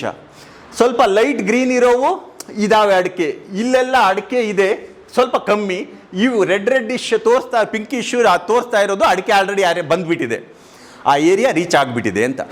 ಸೊ ಈ ಕರೆಂಟ್ ಸ್ಟೇಟಸ್ಗೆ ನಾವು ಕನ್ಸಿಡರ್ ಮಾಡಿದರೆ ಮುಂದಿನ ವರ್ಷಗಳಲ್ಲಿ 2070ವರೆಗೂ ತೊಗೊಂಡಿದ್ದೀವಿ. 2070ವರೆಗೂ ಅಂದರೆ ಈ ಏರಿಯಾ ಕಮ್ಮಿ ಆಗ್ತಾ ಬಂದಿದೆ. ಮೇ ಬಿ ನೂರಾರು ವಿಷಯಗಳಿರ್ಬೋದು, ಮೇ ಬಿ ಬೆಳೆ ಬರದೇ ಇರಬಹುದು, ಇಳುವರಿ ಕಮ್ಮಿ ಆಗ್ಬೋದು, ಅಥವಾ ಗೌರ್ಮೆಂಟೇ ಇಂಟರ್ವೆನ್ಷನ್ ಮಾಡ್ಬೋದು, ನೀವು ಹೆಚ್ಚಿಗೆ ಬೆಳೆಯಂಗಿಲ್ಲ ಅಂತ ಸಮ್ ಇಶ್ಯೂಸ್ ಇದೆ. ಸೊ ಅದು 2070 ವೇಳೆಗೆ ಇದು ಸಾಕಷ್ಟು ಕಮ್ಮಿ ಆಗುತ್ತೆ. ಏನು ಮಲೆನಾಡು ಕರಾವಳಿ ಏರಿಯಾದವ್ರು ಇದ್ದೀರಿ ಅಲ್ಲಿ ಮಾತ್ರ ಮೇಂಟೈನ್ ಆಗುತ್ತೆ ಅಡಿಕೆ, ಅಲ್ಲಿ ಮೇಂಟೈನ್ ಆಗುತ್ತೆ. ಬೇರೆ ಕಡೆ ಆಟೋಮೆಟಿಕ್ ಕಮ್ಮಿ ಆಗುತ್ತೆ. ಈಗ ತೊಗೊಂಡ್ಬಿಡ್ತಾ ಇದ್ದಾರೆ, ಬಟ್ ಟೈಮ್ ಬಂದಂಗೆ ಅವು ರಿಯಲೈಸ್ ಆಗುತ್ತೆ, ಆಮೇಲೆ ಆಟೋಮೆಟಿಕ್ ಅದೇ ಕಮ್ಮಿ ಆಗುತ್ತೆ ಅನ್ನೋದು ಈಗ ನಮ್ಮ ರಿಸರ್ಚ್ ಫೈಂಡಿಂಗ್ಸ್ ಹೇಳ್ತಾ ಇದೆ. Next please. ಈಗ ನಿಮ್ಮ ರೋಗಕ್ಕೆ ಏನು ಎಲೆ ಚುಕ್ಕೆ ರೋಗದ ಬಗ್ಗೆನೇ ನಾವು ಏನು ಮಾತಾಡ್ತಾ ಇದ್ದೀವಿ ಅದ್ರ ಬಗ್ಗೆ ಬೇಡ್ತೀನಿ, ಯಾಕೆ ಏನಾಗ್ತಿದೆ ಅಂತ. Next please. ನೋಡಿ 2019-20 ಫಸ್ಟ್ ಟೈಮ್ ನಮಗೆ ಎಲೆ ಚುಕ್ಕೆ, ಅಂದರೆ ಎಲೆ ಚುಕ್ಕೆ ಇಲ್ಲ ಅಂತ ಅಲ್ಲ, ಇದು ಅಡಿಕೆ ಬೆಳೆದಾಗ್ಲಿಂದಾನು ಎಲೆ ಚುಕ್ಕೆ ಇದೆ. ಆದರೆ ಸಿವಿರಿಟಿ, ನನ್ನ ಗಿಡ ಹಾಳಾಯಿತು, ನನ್ನ ತೋಟ ಹಾಳಾಯಿತು ಅಂತ ಇಶ್ಯೂ ಬಂದಿದ್ದೆ 2019-20, ವಿಶೇಷವಾಗಿ ಕಳಸ ಏರಿಯಾದಿಂದ. ಅಲ್ಲೇನಾಯಿತು, ನಮ್ಮ ಬೋರ್ಡ್ ಮೆಂಬರ್ ಇದ್ದರು ಡಾಕ್ಟರ್ ಶಿವರಾಮ್ ಅಂತ, ಅವರು ನಮ್ಮ board member, university board member ಅವರು ಇದ್ದರು ಆ ಟೈಮಲ್ಲಿ. ಅವರು ಒಂದು 10-15 ಜನ ರೈತರ ಜೊತೆ ಬಂದುಬಿಟ್ರು. ಒಮ್ಮೆಲೆ ಡಿಪಾರ್ಟ್ಮೆಂಟಿಗೆ ಬಂದರು, ವಿ ಸಿ ಎಲ್ಲ ಡಿಸ್ಕಸ್ ಮಾಡಿ, ನಮ್ಮ ತೋಟಗಳೇ ಹಾಳಾಗ್ತಾ ಇದ್ದಾವೆ, ಈಗ ಅಂದರೆ ಒಣಗಿ ಹೋಗ್ತಾ ಇದ್ದಾವೆ ಅಂತ. ನಮಗೆ ಸಡನ್ನ ಎರಪ್ಷನ್ ಏನು ಅನ್ನೋದು ನಮಗೂ ಐಡಿಯಾ ಇಲ್ಲ. ಆಮೇಲೆ ಏನಾಗ್ತು, ನಮ್ಮ ಟೀಮು ಅಲ್ಲಿಗೆ ವಿಸಿಟ್ ಮಾಡ್ತು, ಸೈಂಟಿಫಿಕ್ ಕಮಿಟಿ ಅಲ್ಲಿ ವಿಸಿಟ್ ಮಾಡ್ತು. ವಿಸಿಟ್ ಮಾಡಿ ನೋಡಿದಾಗ 25-90% ಎಲೆಗಳು ಹಾಳಾಗಿದ್ವು ಆ ಏರಿಯಾದಲ್ಲಿ. ಕೆಲವೊಂದು ತೋಟಗಳಲ್ಲಿ, ವಿಶೇಷವಾಗಿ ಈ ಮರಸಣಿಗೆ ಏರಿಯಾ ಅನ್ನೋದು ಕೆಲವೊಂದು ಬರ್ತಲ್ಲಿ, ಕಳಸ ಹತ್ರ ಆ ಏರಿಯಾದಲ್ಲಿ 25-90% ಪ್ರಾಬ್ಲಮ್ ಆಗಿರೋದು, ಎಲೆಗಳೆಲ್ಲ ಹಾಳಾಗಿರೋದು ಬಂತು. ಆಮೇಲೆ 2021 ನಾವು ಮತ್ತೆ ಆಮೇಲೆ ಏನು ಮಾಡಿದ್ವಿ ಅಂದರೆ ಇಮ್ಮಿಡಿಯೇಟ್ಲಿ ಸರ್ವೆ ಸ್ಟಾರ್ಟ್ ಮಾಡಿದ್ವಿ. ಈ ರೇಂಜಿಗೆ ಪ್ರಾಬ್ಲಮ್ ಆಗ್ತಿದೆ ಅನ್ನೋದು ನಮಗೂ ಗೊತ್ತಿರಲಿಲ್ಲ. ಆಮೇಲೆ Sringeri, Koppa, Thirthahalli, Hosanagara and parts of Sagara ತಾಲೂಕಲ್ಲೂ ಕೂಡ ಈ ರೋಗ ತುಂಬ ವೇಗವಾಗಿ ಹರಡ್ತಾ ಇದೆ ಅನ್ನೋದಾಯಿತು. 21-22 ಏನು ಮಾಡಿದ್ವಿ ಅಂತ ಅಂದರೆ ಮತ್ತೆ ನಾವು ಅಬ್ಸರ್ವೇಷನ್ ತಗೊಳ್ತಾ ಹೋದಾಗ, ಸರ್ವೆ ಮಾಡ್ಕೊಂಡು ಹೋದಾಗ ಸಿರ್ಸಿ, ಸಿದ್ದಾಪುರ ತಾಲೂಕಲ್ಲೂ ಕೂಡ ಇದು ತುಂಬ ಪ್ರಾಬ್ಲಮ್, ಅಲ್ಲೂ ಕೂಡ ಎಂಟ್ರ್ ಆಗಿಬಿಟ್ಟಿತ್ತು 21-22. ಅದ್ರ ಜೊತೆ ಏನಪ್ಪ ವಿಶೇಷ ಅಂದರೆ ಅಲ್ಲಿವರೆಗೆ ಬರೀ ಎಲೆಗಳಲ್ಲಿ ಕಾಣ್ತಾ ಇತ್ತು ನಮಗೆ ಪ್ರಾಬ್ಲಮ್ಮು. ಆಮೇಲೆ ಈ ನಟ್ಸ್, ಕಾಯಿಗಳು ಮತ್ತು ಲೀಫ್ ಶೀತಲ್ಲೂ ಕೂಡ ಎಲೆ ಚುಕ್ಕೆ ಬಾಧೆ ನಮಗೆ ಕಂಡು ಬರಕತ್ತು. ಇವತ್ತು ಬೆಳಿಗ್ಗೆ ಅದೇ ಶಾಂತಮ್ಮ ಅವ್ರ ತೋಟಕ್ಕೆ ಹೋಗಿದ್ದೆ. ಅವರು ಪಾಪ ಇದು ಸ್ವಲ್ಪ ಏನೋ ಹಾರ್ವೆಸ್ಟ್ ಮಾಡ್ತಂದು ಮನೆ ಮುಂದೆ ಅಲ್ಲಿ ಇಟ್ಟಿದ್ದಾರೆ. ಅವರ ಕಾಯಿಗಳನ್ನು ನೋಡಿದಾಗ 190% ಕಾಯಿಗಳಲ್ಲಿ ಚುಕ್ಕೆ ಇದೆ, 190%. ಶಾಂತ ಇಲ್ಲಿ ಯಾವುದೋ ಶಿವಾನಿ ಹೋಟ್ಲು ಏನೋ ಬರುತ್ತೆ ಹೋಗ್ತಾ ದಾರಿಯಲ್ಲಿ, ಇರಬೇಕು. 90% ಕಾಯಿಗಳಿಗೆ ಎಲೆ ಚುಕ್ಕೆ, ಇದು ಚುಕ್ಕೆ ರೋಗ ಪ್ರಾಬ್ಲಮ್ ಇದೆ. ಸೊ ಇದೇನು ಮಾಡಿದ್ವಿ, ಸಬ್ಸಿಕ್ವೆಂಟು ಡಿಸೀಸ್ ಸಿವಿರಿಟಿ ಇದೇನು ಎಕ್ಸೆಪ್ಟ್ ಹಾಟ್ಸ್ಪಾಟ್ ರೀಜನ್ 22-24 ಎಲ್ಲ ಏರಿಯಾಗಳಲ್ಲೂ ಕೂಡ ವಿಶೇಷವಾಗಿ ರೋಗ ಕಂಟಿನ್ಯೂ ಆಗ್ತಿರೋದು ಕಂಡು ಬಂತು. ಸ್ವಲ್ಪ ವೇರಿಯೇಷನ್ನು ಸಾಗರದಲ್ಲಿ, ಮೇ ಬಿ ಸಾಗರದಲ್ಲಿ ಬಾರಂಗಿ ಏರಿಯಾ, ಸಾಗರ ಹೆಂಗಾಗಿದೆ ಅಂದರೆ ಕೆಲವೊಂದು ಪಾರ್ಟಲ್ಲಿ ನೋಡಿದರೆ ಕಾಣೋದೇ ಇಲ್ಲ ಅಷ್ಟು ನಮಗೆ ಪ್ರಾಬ್ಲಮ್ಮು, ಕೆಲವೊಂದು ಪಾರ್ಟಲ್ಲಿ ನೋಡಿದರೆ ಜಾಸ್ತಿ ಕಾಣುತ್ತೆ. ಬಾರಂಗಿ ಏರಿಯಾ ಸ್ವಲ್ಪ ಪ್ರಾಬ್ಲಮ್ಯಾಟಿಕ್ ಏರಿಯಾ ಅದು ಎಲೆ ಚುಕ್ಕೆಗೆ. ಸೊ ಇವೆಲ್ಲ ನಮ್ಮ ಅಧ್ಯಯನಗಳನ್ನು ಮಾಡ್ಕೋತಾ ಏನು ಮಾಡಿದ್ವಿ. Next please. ಸೊ ಆಮೇಲೆ ಏನು ಮಾಡಿದ್ವಿ, 2020 ನಮ್ಮ vice chancellor MK Nayak sir ಅಂತ ಇದ್ದರು. ಅವ್ರು ಏನಂದರು, ಇಮ್ಮಡಿಯೇಟ್ಲಿ ರೈತರಿಗೆ ನಾವೇನಾದ್ರು ಸಜೆಷನ್ ಕೊಡಬೇಕು, ಏನು ಮಾಡ್ಬೋದು ಅಂತ ಅಂದರು. ಅದಕ್ಕೆ ನಮ್ಮ ವಿಜ್ಞಾನಿಗಳ ತಂಡ ಏನು ಮಾಡಿದ್ವಿ ಅಂತ ಅಂದರೆ, ಫಸ್ಟು ಅದೆಲ್ಲ ಎಲೆ ಚುಕ್ಕೆ ರೋಗಗ್ರಸ್ತ ಎಲೆಗಳನ್ನು ತಂದು ಒಂದಿಷ್ಟು ಐಸೋಲೇಟ್ ಮಾಡಿ ನೋಡಿದಾಗ ನಮ್ಮದು ಪ್ರೊಸೀಜರ್ ಇರುತ್ತೆ. ಅದರಲ್ಲಿ ಕೊಲೆಟೋಟ್ರಿಕಮ್ ರೋಗಾಣು ಇರೋದು ಕಂಡು ಬಂತು.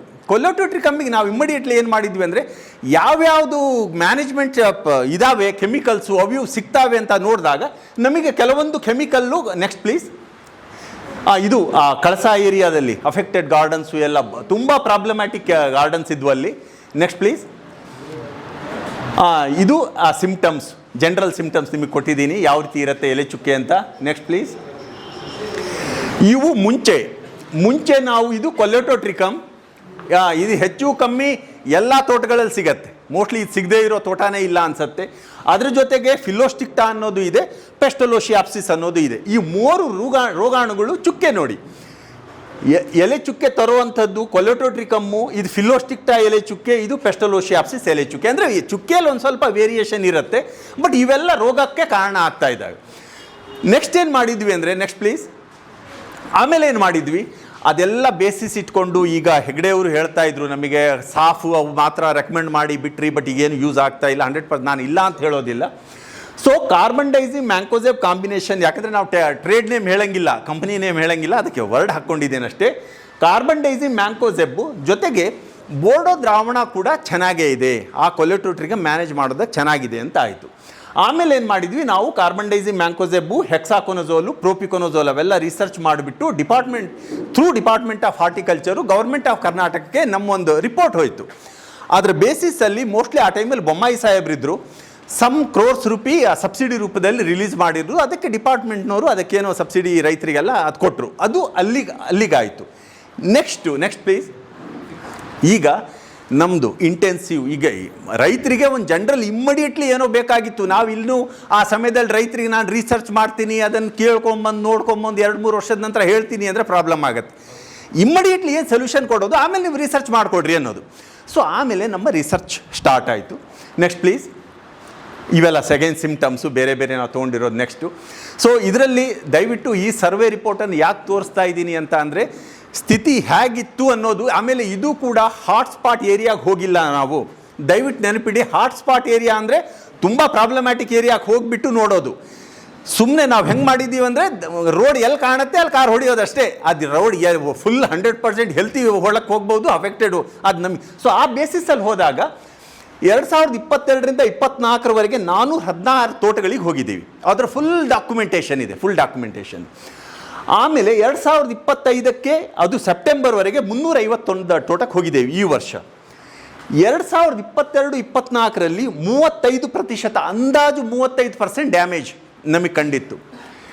ಈ ವರ್ಷ ಇಲ್ಲಿ ಅಂದರೆ ಸೆಪ್ಟೆಂಬರ್ವರೆಗೆ ಹೇಳ್ತಾ ಇದ್ದೀನಿ, ದಯವಿಟ್ಟು ನೆನಪಿಟ್ಕೊಳ್ಳಿ, ಸೆಪ್ಟೆಂಬರ್ವರೆಗೆ ಈ 16.9 ಅಂದರೆ 17% ಆವರೇಜ್ ಡಿಸೀಸ್ ನಮಗೆ ಕಂಡು ಬಂದಿದೆ. ಈಗ ನಾನು ನಿಮಗೆ ಹೇಳಬೇಕಾಗಿರೋದೇನು ಅಂದರೆ, ಈಗ ಅದೇ ಒಬ್ಬರು ಬಂದಿದ್ದಾರೋ ಇಲ್ಲೋ ಗೊತ್ತಿಲ್ಲ, ಒಬ್ಬರು ವಿಲೇಜ್ ಅಕೌಂಟೆಂಟಾಗಿ ವರ್ಕ್ ಮಾಡ್ತಿದ್ದೀನಿ ಸರ್ ಅಂತ ಹೇಳ್ತಿದ್ರಿ, ಇದ್ದೀರಾ? ಐಡಿಯಾ? ಇಲ್ಲೇ ಇದೇ ರೋಡಲ್ಲಿ ಇದೆ ತೋಟ, ಅವ್ರದ್ದು ರೋಡ್ ಸೈಡು ಇರಬೇಕು. ಸೊ ಅವರಿಗೆ ಅಲ್ಲೇನಾಗಿದೆ, ನಿಮಗೆ ಯಾಕೆ ಅದನ್ನು ಇಂಪಾರ್ಟೆನ್ಸ್ ಕೊಟ್ಟೆ ಅಂದರೆ, ಎಲೆ ಇದೆಯಾ, ಇಲ್ಲಿದೆಯಾ, ಅದು ಕಾರಲ್ಲಿದೆಯಾ, ಇರಲಿ. ಸೊ ಅವ್ರ ತೋಟದಲ್ಲಿ ಎಲೆಗಳ ಕೆಳಗಡೆ ನೋಡಿದರೆ ಕಪ್ಪಗೆ ತುಂಬ ಏನೋ ಕಪ್ಪಗೆ ಬಂದಿದೆ. ಏನಪ್ಪ ಅದು ಅಂದರೆ, ಆ ರೋಗಾಣುವಿನ ಬೀಜಗಳು. ಅಂದರೆ ಈಗ ರೋಗಾಣು ಬೀಜವನ್ನು ಹೆಚ್ಚೆಚ್ಚಿಗೆ ತಯಾರು ಮಾಡ್ತಾ ಇದೆ, ಮೇ ಬಿ ಮಳೆಗಾಲದಲ್ಲಿ ಕಮ್ಮಿ ಇತ್ತು ಅನಿಸತ್ತೆ, ಮಳೆಗಾಲ ಇತ್ತು ಆಟೋಮೆಟಿಕಲಿ ಸ್ವಲ್ಪ ಕಮ್ಮಿ ಆಗುತ್ತೆ. ಈಗ ಹೆಚ್ಚಿಗೆ ರೋಗಾಣು ಇದೆ. ನಾನು ಅವ್ರ ತೋಟದಲ್ಲೇ ನೋಡ್ಕೊಂಡಿದ್ದೆ. ಅವ್ರ ತೋಟದಲ್ಲಿ ಒಂಥರ ಸ್ವಲ್ಪ ಎತ್ತರ ಇದೆ, ಇದರಲ್ಲಿ ಡೌನ್ ಇದಿರುತ್ತೆ, ಗಾಳಿ ಒಂದು ಸ್ವಲ್ಪ ಒಳ್ಳೆ ಜೋರು ಗಾಳಿ ಬೀಸ್ತಾ ಇತ್ತು. ಆ ಏನು ಬೀಜಗಳಿದಾವಲ್ವ, ಆ ಗಾಳಿಯಲ್ಲಿ ಸಿಕ್ಕಾಕೊಂಡ್ಬಿಡ್ತು ಅಂತ ಅಂದರೆ, ಯಾಕಂದರೆ ಅದು ಉದುರಿಸ್ತಾ ಇರುತ್ತೆ. ಗಾಳಿ ಬಂತು ಅಂದರೆ, ಗಾಳಿ ಮುಖಾಂತರ ಹೋಗ್ತೀವಿ ಅಂದರೆ ಕಿಲೋಮೀಟರ್ ಟುಗೆದರ್ ಹೋಗುತ್ತೆ. ಸೊ ಇದು ಮುಂದಿನ ದಿನಗಳಿಗೆ ಒಂದು ಮುನ್ಸೂಚನೆ. ಆ ಬೀಜಗಳು ತಯಾರಿಕೆ ಜಾಸ್ತಿ ಆಗ್ತಾ ಇದೆ ಗಿಡಗಳಲ್ಲಿ. ಸೊ ಹಾಗಾಗಿ ಮುಂದಿನ ದಿನಗಳಲ್ಲಿ ನಮಗೆ ಸ್ವಲ್ಪ ತೊಂದರೆ ಆಗ್ಬೋದು, ಮತ್ತೆ ಹೆಚ್ಚಿನ ತೊಂದರೆ ಆಗ್ಬೋದು ಅಂತ ನಿಮಗೆ ನಾನು ಹೇಳೋದಕ್ಕೆ ಇಷ್ಟಪಡ್ತಾ ಇದ್ದೀನಿ. Next please. ಆಮೇಲೆ ಏನು ಮಾಡಿದ್ವಿ ಅಂದರೆ, ನೇರವಾಗಿ ನಮ್ಮ ರಿಸರ್ಚ್ ಫೈಂಡಿಂಗ್ಸಿಗೆ ಬರ್ತಾ ಇದ್ದೀನಿ. ಸ್ವಲ್ಪ ಬೇಗನೆ ಹೋಗ್ತೀನಿ, ಲೇಟ್ ಮಾಡಲ್ಲ. First next please. ಆಮೇಲೆ ಏನಾಯಿತು, ನಮ್ಮದು ಎಲ್ಲ ರೈತರ ಜೊತೆ, ವಿಶೇಷವಾಗಿ ನಾವು ಸ್ವಲ್ಪ ಹೊಸನಗರ ತೀರ್ಥಹಳ್ಳಿ ರೈತರ ಜೊತೆ ಜಾಸ್ತಿ ಕುತ್ಕೊಂಡ್ಬಿಟ್ಟು ರೈತರ ಜೊತೆ ಎಲ್ಲ ನಮ್ಮ ಅನುಭವಗಳು ವಿಸಿಟ್ ಮಾಡಿದಾಗ ಏನಾಯಿತು, ಇಲ್ಲಿವರೆಗೆ ಅವ್ರು ಏನು ಎಕ್ಸ್ಪೆಕ್ಟ್ ಮಾಡ್ತಿದ್ದಾರೆ ಎಲ್ಲ ನೋಡಿದಾಗ ಫೈನಲಿ ನಾವು ಕನ್ಕ್ಲೂಷನ್ ಮಾಡಿದ್ದೇನು ಅಂತ ಅಂದರೆ, ಈ ಒಂದು ರೋಗಕ್ಕೆ ಯಾರು ಕಾರಣಕರ್ತ ಅದನ್ನು ಖಚಿತವಾಗಿ ಕನ್ಫರ್ಮ್ ಮಾಡಬೇಕು, ಒಂದಾಯಿತು. ಎರಡನೇದೇನಾಯಿತು ಅಂದರೆ, ನಾವು ಮಿಶ್ರ ಬೆಳೆ ಪದ್ಧತಿಯನ್ನು ಅನುಸರಿಸ್ತಾ ಇದ್ದೀವಿ. ಅಡಿಕೆಯಲ್ಲಿ ಕಾಫಿ ಏನೇನೋ ಹಾಕ್ಕೋತಾ ಇದ್ದೀವಿ. ಆ ಕಾಫಿಗೂ ಏನಾದ್ರು ಈ ರೋಗ ಬರುತ್ತಾ, ಅದು ಎರಡನೇ ಪಾಯಿಂಟ್, ಅದು ನೀವು ನೋಡಬೇಕು ಅಂತ. ಮೂರನೇ ಪಾಯಿಂಟ್ ಏನಿತ್ತು ಅಂದರೆ, ಈಗ ಕಾಫಿಗೆ ಬೈ ಚಾನ್ಸ್ ಇತ್ತು ಅಂದರೆ ಕಾಫಿಯಲ್ಲಿ ಬಂದಿರೋದು ಅಡಿಕೆಗೆ ಬಂದಿರೋದು ಕಾಫಿಗೆ ಏನಾದ್ರು ರೋಗ ತರುತ್ತಾ, ಅದು ಮೂರನೇದು. ಕ್ರಾಸ್ ಇನಾಕ್ಯುಲೇಷನ್ ಸ್ಟಡೀಸ್ ಇಟ್ಕೊಂಡ್ವಿ. ಬೈ ಚಾನ್ಸ್ ಅದು ಕನ್ಫರ್ಮೇಷನ್ ಆಯಿತು ಅಂದರೆ, ಇದು ಏನು ಬಟಾನಿಕಲ್ ಬಯೋಜೆಂಟ್ ಅಂದರೆ ಕೆಲವೊಬ್ರು ಈಗ ಮೇ ಬಿ ಈಗ ರೈತರು ಕೂಡ ಹೇಳ್ತಾ ಇದ್ರು.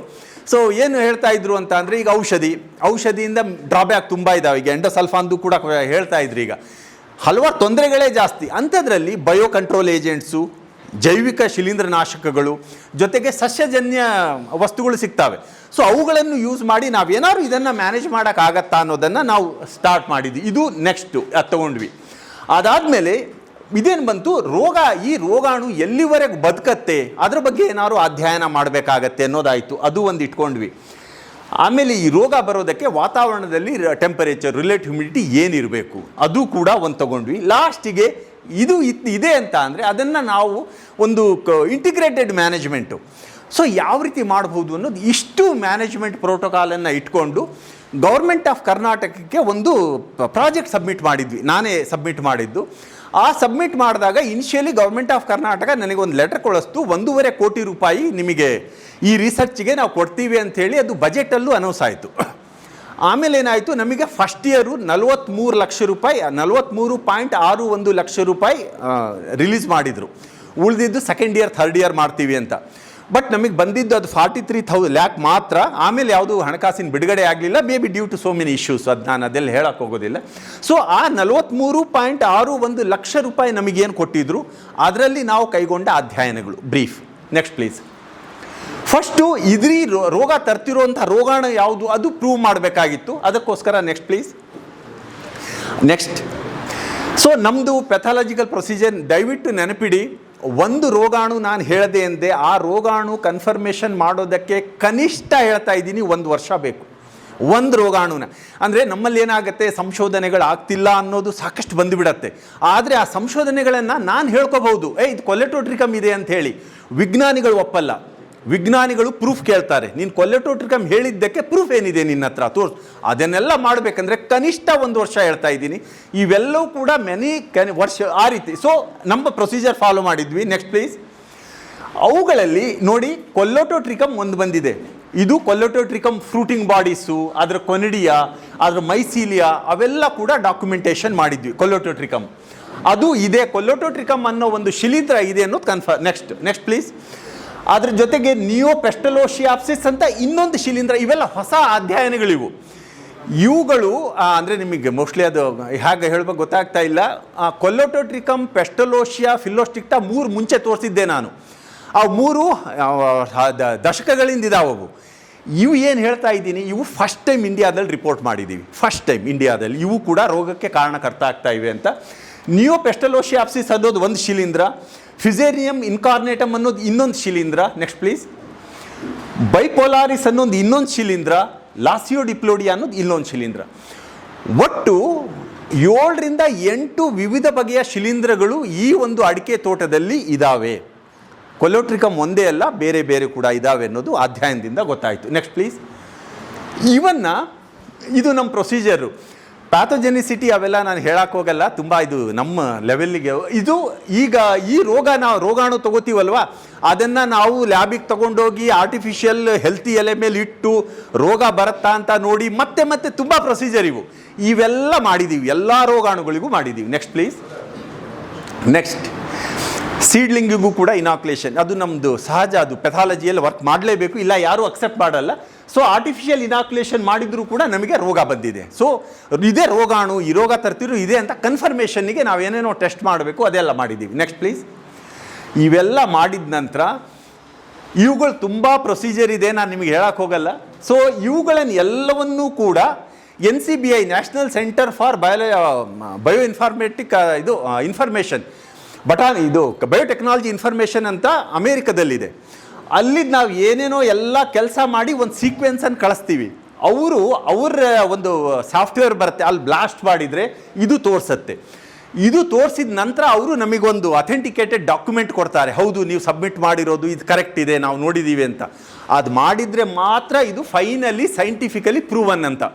ಇಲ್ಲಾಂದರೆ ನೀವು ಏನು ಮಾಡಿದರೂ ಯಾರೂ ಒಪ್ಪಲ್ಲ, ಅದು ಸುಮ್ಮನೆ ಬಾಯಿ ಮಾತು ಹೇಳ್ಕೊಬೋದು. ಸೊ ಅದನ್ನು ಕೂಡ ನಾವು ಮಾಡಿ ಕನ್ಫರ್ಮೇಷನ್ ಮಾಡಿಬಿಟ್ಟಿದ್ದೀವಿ. Next please. ಇದು ಫುಲ್ ಹೇಳೋಕೆ ಏನಾಗ್ತಾ ಇದೆ, ತೊಂದರೆ ಎಲ್ಲೆಲ್ಲಿ ಆಗ್ತಾ ಇದೆ ಅಂತ ಅಂದರೆ, ನಾವು ಜನರಲಿ ಈ ಒಂದು ರೋಗಾಣು ಹಿಂಗಾರಗಳಲ್ಲಿ ಈಗೇನು ಹಿಂಗಾರ ಒಣಗುವ ರೋಗ ಹೇಳ್ತಿದ್ದೀವಲ್ವಾ, ಹಿಂಗಾರ ಎಲ್ಲ ಕಪ್ಪಗಾಗ್ಬಿಟ್ಟು ಅಲ್ಲೇ ಅಂಟ್ಕೊಂಡಿರುತ್ತೆ, ಅದಕ್ಕೂ ಕೂಡ ಕೊಲೋಟ್ರಿಕಮ್ಮೇ ಕಾರಣ. ಅದೇ ಕೊಲೋಟ್ರಿಕಮ್ ಎಲೆನೂ ತರುತ್ತೆ, ಎಲೆಗೂ ಕೂಡ ಚುಕ್ಕೆ ತರುತ್ತೆ. ಎಲೆ ಹಾಳಾಗಿರೋದು, ಇಂಥ ಹಾಳಾಗಿರೋ ಎಲೆ ಹಿಂಗಾರಗಳಲ್ಲಿ ಈ ಒಂದು ಆರ್ಗ್ಯಾನಿಸಮ್ ಬದುಕತ್ತೆ. ಬದುಕ್ಬಿಟ್ಟು ಏನು ಮಾಡುತ್ತೆ ಅಂತ ಅಂದರೆ, ಮಳೆಗಾಲದ ಸಮಯದಲ್ಲಿ ಹನಿಗಳ ಚಿಮ್ಮುವಿಕೆಯಿಂದ ಅಂತ, ನಾನು ಡೆಪ್ತ್ ಹೋಗ್ತಾ ಇಲ್ಲ, ಈಗೇನಾಗತ್ತೆ ಅಂದರೆ ಇಲ್ಲಿ ಹಿಂಗಾರದ ಮೇಲೆ ಆ ರೋಗಾಣುವಿನ ಇದು ಬೀಜಗಳಿರ್ತಾವೆ ಅಂತ ತಿಳ್ಕೊಳ್ಳಿ. ಮಳೆಗಾಲ ಸ್ಟಾರ್ಟ್ ಆಯಿತು, ಮಳೆಗಾಲದ ಮಳೆ ಹನಿಗಳು ಇಲ್ಲೇನು ಬೀಳ್ತಾವಲ್ವ, ಬಿದ್ದು ಸ್ಪ್ಲಿಟ್ ಆಗ್ತಾರವು. ದಪ್ಪ ಇರೋ ಮಳೆ ಹನಿ ಸಣ್ಣ ಸಣ್ಣ ಸಣ್ಣ, ಆ ಮಳೆ ಹಣ್ಣಿ ಈ ಒಂದು ಬೀಜಗಳನ್ನು ಜೊತೆಗೆ ತೊಗೊಂಡಿರುತ್ತೆ, ವಾಪಸ್ಸು ಹೇಳ್ಬೇಕಾದ್ರೆ ಜೊತೆಗೆ ತೊಗೊಂಡಿರುತ್ತೆ. ಆ ಸಮಯದಲ್ಲಿ ಗಾಳಿ ಇತ್ತು ಅಂದರೆ ನೀರಿನ ಜೊತೆ ಬೀಜನೂ ಹೋಗುತ್ತೆ. ಅದು ಎಲ್ಲಿ ಬೀಳಬೇಕು, ಅಲ್ಲೇನಾದ್ರು ಅಡಿಕೆ ಸಿಕ್ತು ಅಂತ ಅಂದರೆ ತೊಂದರೆ ಕೊಡುತ್ತೆ. ಇದು ಜನರಲ್, ಇದು ಲೈಫ್ ಸೈಕಲ್ ಡೀಟೇಲ್ ಹೋಗೋದಿಲ್ಲ ನಿಮ್ಗಳಿಗೆ. Next please. ಇದಾದ ನಂತರ ಏನಾಯಿತು ಅಂತ ಅಂದರೆ ಅವೆಲ್ಲ ಕನ್ಫರ್ಮ್ ಮಾಡ್ಕೊಂಡ್ವಿ, ಅಡಿಕೆಯಲ್ಲಿ ರೋಗ ಯಾವ್ಯಾವ್ದಿದೆ ಏನು ಅನ್ನೋದು. ಆಮೇಲೆ ಇನ್ನೊಂದು ಕ್ವಶನ್ ಅದೇ ಬಂದಿತ್ತು, ಈ ನಾವು ಹಾಕ್ತೀವಿ ಮಿಶ್ರ ಬೆಳೆಯಲ್ಲಿ ಬರೋ ಚಾನ್ಸಸ್ ಇದೆಯಾ ಅನ್ನೋದು. ಅದ್ರ ನೆಕ್ಸ್ಟ್ ಮಾಡಿದ್ವಿ. ಇಲ್ಲಿ ನೋಡಿ, mango, banana, coffee, oil palm, betel vine, foxtail palm, chilli, dragon fruit, black pepper, papaya. ಇದ್ರ ಜೊತೆ ಬೇರೇನು ಮಾಡಿದ್ದೀವಿ, ಕೆಲವೊಂದು ಹಾಕ್ಕೊಂಡಿಲ್ಲ ಅಷ್ಟೇ. ಇಂಥ ಎಲ್ಲ ಬೆಳೆಗಳನ್ನು ಕೂಡ ನಾವು ಅಡಿಕೆಯ ಜೊತೆ ಅಥವಾ ಆಸ್ಪಾಸ್ನಲ್ಲಿ ಬೆಳೆಯುವಂಥ ಬೆಳೆಗಳ ಮೇಲೂ ಕೂಡ ನಾವು ಚೆಕ್ ಮಾಡಿದ್ವಿ. Next please. ಮ್ಯಾಂಗೋದಲ್ಲಿ ಆರ್ಗ್ಯಾನಿಸಮ್ ಬಂದಿದೆ. Next please. ಇದು ಮ್ಯಾಂಗೋ, ಅದು ನೆಕ್ಸ್ಟ್ ಪ್ಲೀಸ್. ಬನಾನಾದಲ್ಲಿ ಈ ರೋಗಾಣು ಕೊಲೋಟ್ರಿಕಮ್ ತೊಂದರೆ ಕೊಟ್ಟಿದೆ. Next please. ಪಪಾಯದಲ್ಲಿ ಬಂದಿದೆ. ಕಾಫಿ, ಓಕೆ, ಸೊ ಕಾಫಿಯಲ್ಲಿರಬಹುದು. ನೆಕ್ಸ್ಟ್ ಪೆಪ್ಪರಲ್ಲಿ, ಚಿಲ್ಲಿಯಲ್ಲಿ, ಡ್ರ್ಯಾಗನ್ ಫ್ರೂಟಲ್ಲಿ, ಆಯಿಲ್ ಪಾಮಲ್ಲಿ, ಬೀಟ್ಲ್ ವೈನಲ್ಲಿ, ಫಾಕ್ಸ್ಟೈಲ್ ಪಾಮಲ್ಲಿ ಎಲ್ಲವೂ ಕಾಡು ಮರಗಳು ಬೇರೆ ಬೇರೆ ಸಾಕಷ್ಟು ಮಾಡಿದ್ದೀವಿ, ಆದರೆ ಎಲ್ಲ ಹಾಕ್ಕೊಂಡಿಲ್ಲ. ನಾನು ಬೇರೆ ಎಲ್ಲವೂ ಹಾಕ್ಕೊಂಡಿಲ್ಲ ಇಲ್ಲಿ. ಸೊ ಅಂದರೆ ನಾವು ಮಾಡಿರೋ ಹಲವಾರು ಬೆಳೆ ಏನು ತೊಗೊಂಡಿದ್ದೀವಿ, ಅದರೊಳಗೆ ಇಂದ ಕೊಲೋಟ್ರಿಕಮ್ ನಾವೇನು ತೊಗೊಂಡಿದ್ವಿ ಅಡಿಕೆಯಿಂದ, ಎಲ್ಲವೂ ಕೂಡ ಇದಕ್ಕೆ ನಮ್ಮ ಏನು ಮಿಶ್ರ ಬೆಳೆ ಇದೆ ಅವಕ್ಕೆ ತೊಂದರೆ ಕೊಡ್ತಾವೆ. ಅಡಿಕೆ ಮಿಶ್ರ ಬೆಳೆಯಿಂದ ಅಡಿಕೆ ಕನ್ಫರ್ಮ್ ಮಾಡಿದ್ವಿ. ನೆಕ್ಸ್ಟ್ ಪ್ಲೀಸ್, ತೋರಿಸ್ತೀನಿ. Next please. ಆಮೇಲೆ ಅವುಗಳದ್ದು ಕೂಡ ಡಾಟಾ ಸಬ್ಮಿಟ್ ಮಾಡುತ್ತೀವಿ, ಎಲ್ಲವೂ ಕೂಡ ಅಥೆಂಟಿಕೇಟೆಡ್ ಡಾಟಾ. ಯಾವುದೂ ಕೂಡ ಇಡೀ ವಿಶ್ವದಲ್ಲೇ ಯಾರೂ ಕ್ವಶನ್ ಮಾಡೋಕ್ಕೆ ಚಾನ್ಸ್ ಇಲ್ಲ. ಆ ಡಾಟಾನು ಕೂಡ ನಾವು ಫೈನಲೈಸ್ ಮಾಡಿದ್ದೀವಿ. Next please. ಆಮೇಲೆ ಇವೆಲ್ಲ ಆರ್ಗ್ಯಾನಿಸಮ್ ಕಲೆಕ್ಟ್ ಆದಮೇಲೆ ಕ್ರಾಸ್ ಇನಾಕ್ಯುಲೇಷನ್, ಒಂದಕ್ಕೊಂದು ತೊಂದರೆ ತರುತ್ತಾ ಅಂಥೇಳಿ ಮಾಡಿದ್ವಿ. Next please. So again procedure. Next. ಅದು ಕೂಡ ಎಲ್ಲ ಇನಾಕ್ಯುಲೇಷನ್ ಮಾಡಿದ್ವಿ. ನೆಕ್ಸ್ಟ್. ಆಮೇಲೆ ಇವುಗಳಲ್ಲಿ ನಮಗೆ ಗೊತ್ತಾಗಿದೆ ಏನು ಅಂತ ಅಂದರೆ, ಅರೆಕಾನಟ್ ಸೀಡ್ಲಿಂಗ್ಸಲ್ಲಿ ಪಪಾಯದಿಂದ ರೋಗಾಣು ಏನಿದೆಯಲ್ಲ ಅದು ಫಾಸ್ಟ್ ಅಡಿಕೆ ರೋಗ ತರುತ್ತೆ. ನಮ್ಮ ಅಡಿಕೆ ತೋಟದಲ್ಲಿ ಪಪಾಯ ನೀವು ನೋಡಿರ್ಬೋದು, ರೋಡ್ ಸೈಡ್ ಇಟ್ಟಿರ್ತಾರೆ, ಎಲ್ಲ ಹಾಳಾಗಿ ಹೋಗಿರ್ತಾವೆ, ಕಪ್ಪಗೆಲ್ಲ ಅದೇ ಕೊಲೋಟ್ರಿಕಮ್ದು ನಾವು ಆಂಥ್ರಾಕ್ನೋಸ್ ಅಂತೀವಿ, ಆಂಥ್ರಾಕ್ನೋಸ್ ರೋಗ ಅಂತೀವಿ. ಆ ಪಪಾಯ ನಮ್ಮ ತೋಟದಲ್ಲಿತ್ತು ಅಂದರೆ ಪಪಾಯದಿಂದ ಬರುವಂಥ ಕೊಲೋಟ್ರಿಕಮ್ ನಮ್ಮ ಅಡಿಕೆ ತುಂಬ ಎಲ್ಲಕ್ಕಿಂತನೂ ಕೂಡ ಪಪಾಯದಲ್ಲಿರೋದು ಭಾರಿ ಡೇಂಜರಸ್ಸು ಅಂತ ಅದು ಕನ್ಫರ್ಮ್ ಮಾಡಿದ್ವಿ. ಎಲ್ಲವೂ ಕೂಡ ಕನ್ಫರ್ಮ್ ಮಾಡಿದ್ವಿ. Next please. ಅದರ ಪ್ರಕಾರ ನಮಗೆ ಗೊತ್ತಾಗಿದ್ದೇನು, ಯಾವುದೇ ನಾವು ಹಣ್ಣು ಕಾಯಿ ಯಾವುದೇ ತೊಗೊಂಡಿದ್ವಿ ರಿಸರ್ಚ್ಗೆ, ಎಲ್ಲವೂ ಕೂಡ ಅಡಿಕೆಗೆ ತೊಂದರೆ ಕೊಡುತ್ತೆ, ಎಲ್ಲ ರೋಗಾಣುಗಳು ಅಡಿಕೆಗೆ ತೊಂದರೆ ಕೊಡುತ್ತೆ ಅಂತ ಒಂದಾಯಿತು. Next please. ನೆಕ್ಸ್ಟು ಅಡಿಕೆಯಿಂದ ಇವೆಲ್ಲ ನಮ್ಮದು ರಿಸರ್ಚ್ ವರ್ಕು, ಡೆಪ್ತ್ ಹೋಗಲ್ಲ. ನೆಕ್ಸ್ಟ್. ಒಂದೊಂದು ಆರ್ಗ್ಯಾನಿಸಮಿಗೂ ಕೂಡ ಮಾಡಿದ್ದೀವಿ. ನಾನು ಹೇಳಿದಾಗೆ ಒಂದೊಂದು ಆರ್ಗ್ಯಾನಿಸಮಿಗೆ ಒಂದೊಂದು ವರ್ಷ ಮಲ್ಟಿಪಲ್ ಟೈಮ್ ಜನ ಸೇರ್ಕೊಂಡು ಮಾಡಿರೋದ್ರಿಂದ ಬೇಗ ಆಗಿದೆ ಅಷ್ಟೇ. Next please. ನೆಕ್ಸ್ಟ್. ಸೊ ಅದು ಕೂಡ ನೆಕ್ಸ್ಟ್ ಇದರಲ್ಲಿ ಫೋಟೋಗ್ರಾಫಿಕ್ ಎಕ್ಸ್ಪ್ಲನೇಷನ್ ತೋರಿಸ್ತೀವಿ. ಆಮೇಲೆ ನಾವು ಅವೆಲ್ಲ ಮಾಡಿದ ನಂತರ ಗೊತ್ತಾಗಿದೆ ಎಂದು ಅಡಿಕೆಯಲ್ಲಿರುವಂಥ ಕೊಲೋಟ್ರಿಕಮ್ ಎಲ್ಲವಕ್ಕೂ ರೋಗ ತರುತ್ತೆ ಅಂತಲೂ ಆಯಿತು. ಬೇರೆ ಬೆಳೆಗಳಲ್ಲಿರೋವು ಅಡಿಕೆಗೆ ತೊಂದರೆ ತರ್ತಾವೆ, ಅಡಿಕೆ ಬೇರೆ ಬೆಳೆಗೂ ತರುತ್ತೆ. ಅಂದರೆ ಕ್ರಾಸ್ ಇನಾಕ್ಯುಲೇಷನ್ ಮಾಡಿದಾಗ ಎಲ್ಲವಕ್ಕೂ ತೊಂದರೆ ಕೊಡುತ್ತೆ ಅನ್ನೋದು ರಿಪೋರ್ಟ್ ಬಂತು. ನೆಕ್ಸ್ಟ್. ಸೊ ಇದು ಕೂಡ ನಾವು ಮೆಥಡಾಲ್. ನೆಕ್ಸ್ಟ್.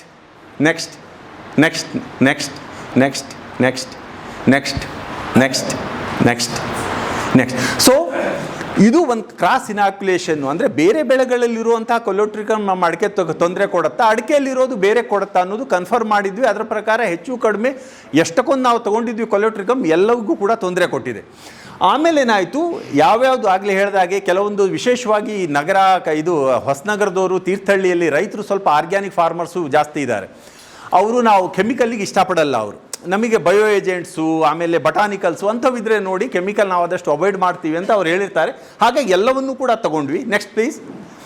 ಸೊ ಬೇರೆ ಬೇರೆ ಬೆಳೆಗಳಿಂದ ನಾವು ಸಸ್ಯಜನ್ಯ ಬೆಟಾನಿಕಲ್ಸಿಂದ ಆ ರಸ ತೊಗೊಂಡ್ಬಿಟ್ಟು ಅದು ಈ ಒಂದು ಕೊಲೆಟ್ರಿಗಮ್ ಮೇಲೆ ಏನಾದ್ರು ತೊಂದರೆ ಕೊಡುತ್ತಾ ಅಥವಾ ಅದ್ರ ಬೆಳವಣಿಗೆಯನ್ನು ನಿಲ್ಲಿಸುತ್ತಾ ಅಂತ ನಾವು ಸಾಕಷ್ಟು ಬೆಳೆ ಮಾಡಿದ್ದೀವಿ. ಕೆಲವೊಂದು ಕೊಡ್ತಿದ್ದೀನಿ. ಎಲ್ಲ ಬೆಳೆಗಳಲ್ಲೂ ಕೂಡ ಗಾರ್ಲಿಕ್, ಬೆಳ್ಳುಳ್ಳಿ ಭಾರಿ ಚೆನ್ನಾಗಿ ಅನಿಸಿದೆ. ಬೆಳ್ಳುಳ್ಳಿ ರಸ ಹೆಚ್ಚು ಕಮ್ಮಿ ಒಳ್ಳೆ ಎಫೆಕ್ಟ್ ಇದ್ದಿದ್ರಲ್ಲೇ ಒಳ್ಳೆ ಎಫೆಕ್ಟ್ ಕೊಟ್ಟಿದೆ. Next please. ಆಮೇಲೆ ಈಗ ನಮ್ಮ ಜೈವಿಕ ಶಿಲೀಂಧ್ರನಾಶಕಗಳು ಈಗ ಟ್ರೈಕೋಡರ್ಮಾ, ಸುಡೋಮನಾಸು, ಬ್ಯಾಸಿಲಸ್ಸು ಇವೆಲ್ಲ ಹೇಳ್ತೀವಲ್ವ, ಅವುಗಳಿಂದಾನು ಮಾಡಿದಾಗಲೂ ಕೂಡ ಟ್ರೈಕೋಡರ್ಮಾ ಹಾರ್ಜಿಯಾನಮ್ ಅನ್ನೋ ಒಂದು ಜೈವಿಕ ಶಿಲೀಂಧ್ರನಾಶಕ ಅತ್ಯಂತ ಉಪಯೋಗ, ತುಂಬ ಎಫೆಕ್ಟಿವ್ ಇದೆ ಅಂತ ಆಗಿದೆ ಈ ರೋಗಾಣುವಿನ ಮೇಲೆ. Next please. ಆಮೇಲೆ ಫಂಗಿಸೈಡ್ಸು, ಈ ಶಿಲೀಂಧ್ರನಾಶಕಗಳನ್ನು ಕೂಡ ತಗೊಂಡ್ವಿ. ನೆಕ್ಸ್ಟ್. ಕಾಂಟ್ಯಾಕ್ಟ್ ಅಂದರೆ ಸ್ಪರ್ಶ ಶಿಲೀಂಧ್ರನಾಶಕಗಳು, ಆಮೇಲೆ ಅಂತರ್ವ್ಯಾಪಿ ಶಿಲೀಂಧ್ರನಾಶಕಗಳು, ಮತ್ತು ಸ್ಪರ್ಶ ಮತ್ತು ಅಂತರ್ವ್ಯಾಪಿ ಮಿಕ್ಸ್ ಇರೋವು ಕಾಂಬಿ ಪ್ರಾಡಕ್ಟ್ಗಳು ಎಲ್ಲವೂ ಬರ್ತಾವೆ. ಅವುಗಳ ಮೇಲೆ ಸಾಕಷ್ಟು ವರ್ಕ್ ಮಾಡಿದ್ದೀವಿ. ಕೆಲವೊಂದು ಮಾತ್ರ ಹಾಕಿದ್ದೀನಿ. ಅವುಗಳಲ್ಲಿ ಪ್ರೋಪಿನೆಬ್ ಅನ್ನೋದು 100% ಎಫೆಕ್ಟಿವ್ ತೋರಿಸ್ತು ನಮಗೆ. ಎಲ್ಲವೂ ಚೆನ್ನಾಗಿದ್ದಾವೆ, ಬಟ್ ಪ್ರೋಪಿನೆಬ್ ಬಿದ್ದಿದ್ರಲ್ಲೇ ತುಂಬ ಚೆನ್ನಾಗಿ ಅನ್ನಿಸ್ತು. Next please. ಇದು ನಮ್ಮ ಲ್ಯಾಬ್ರೇಟರಿ ಸ್ಟಡೀಸು. Next please.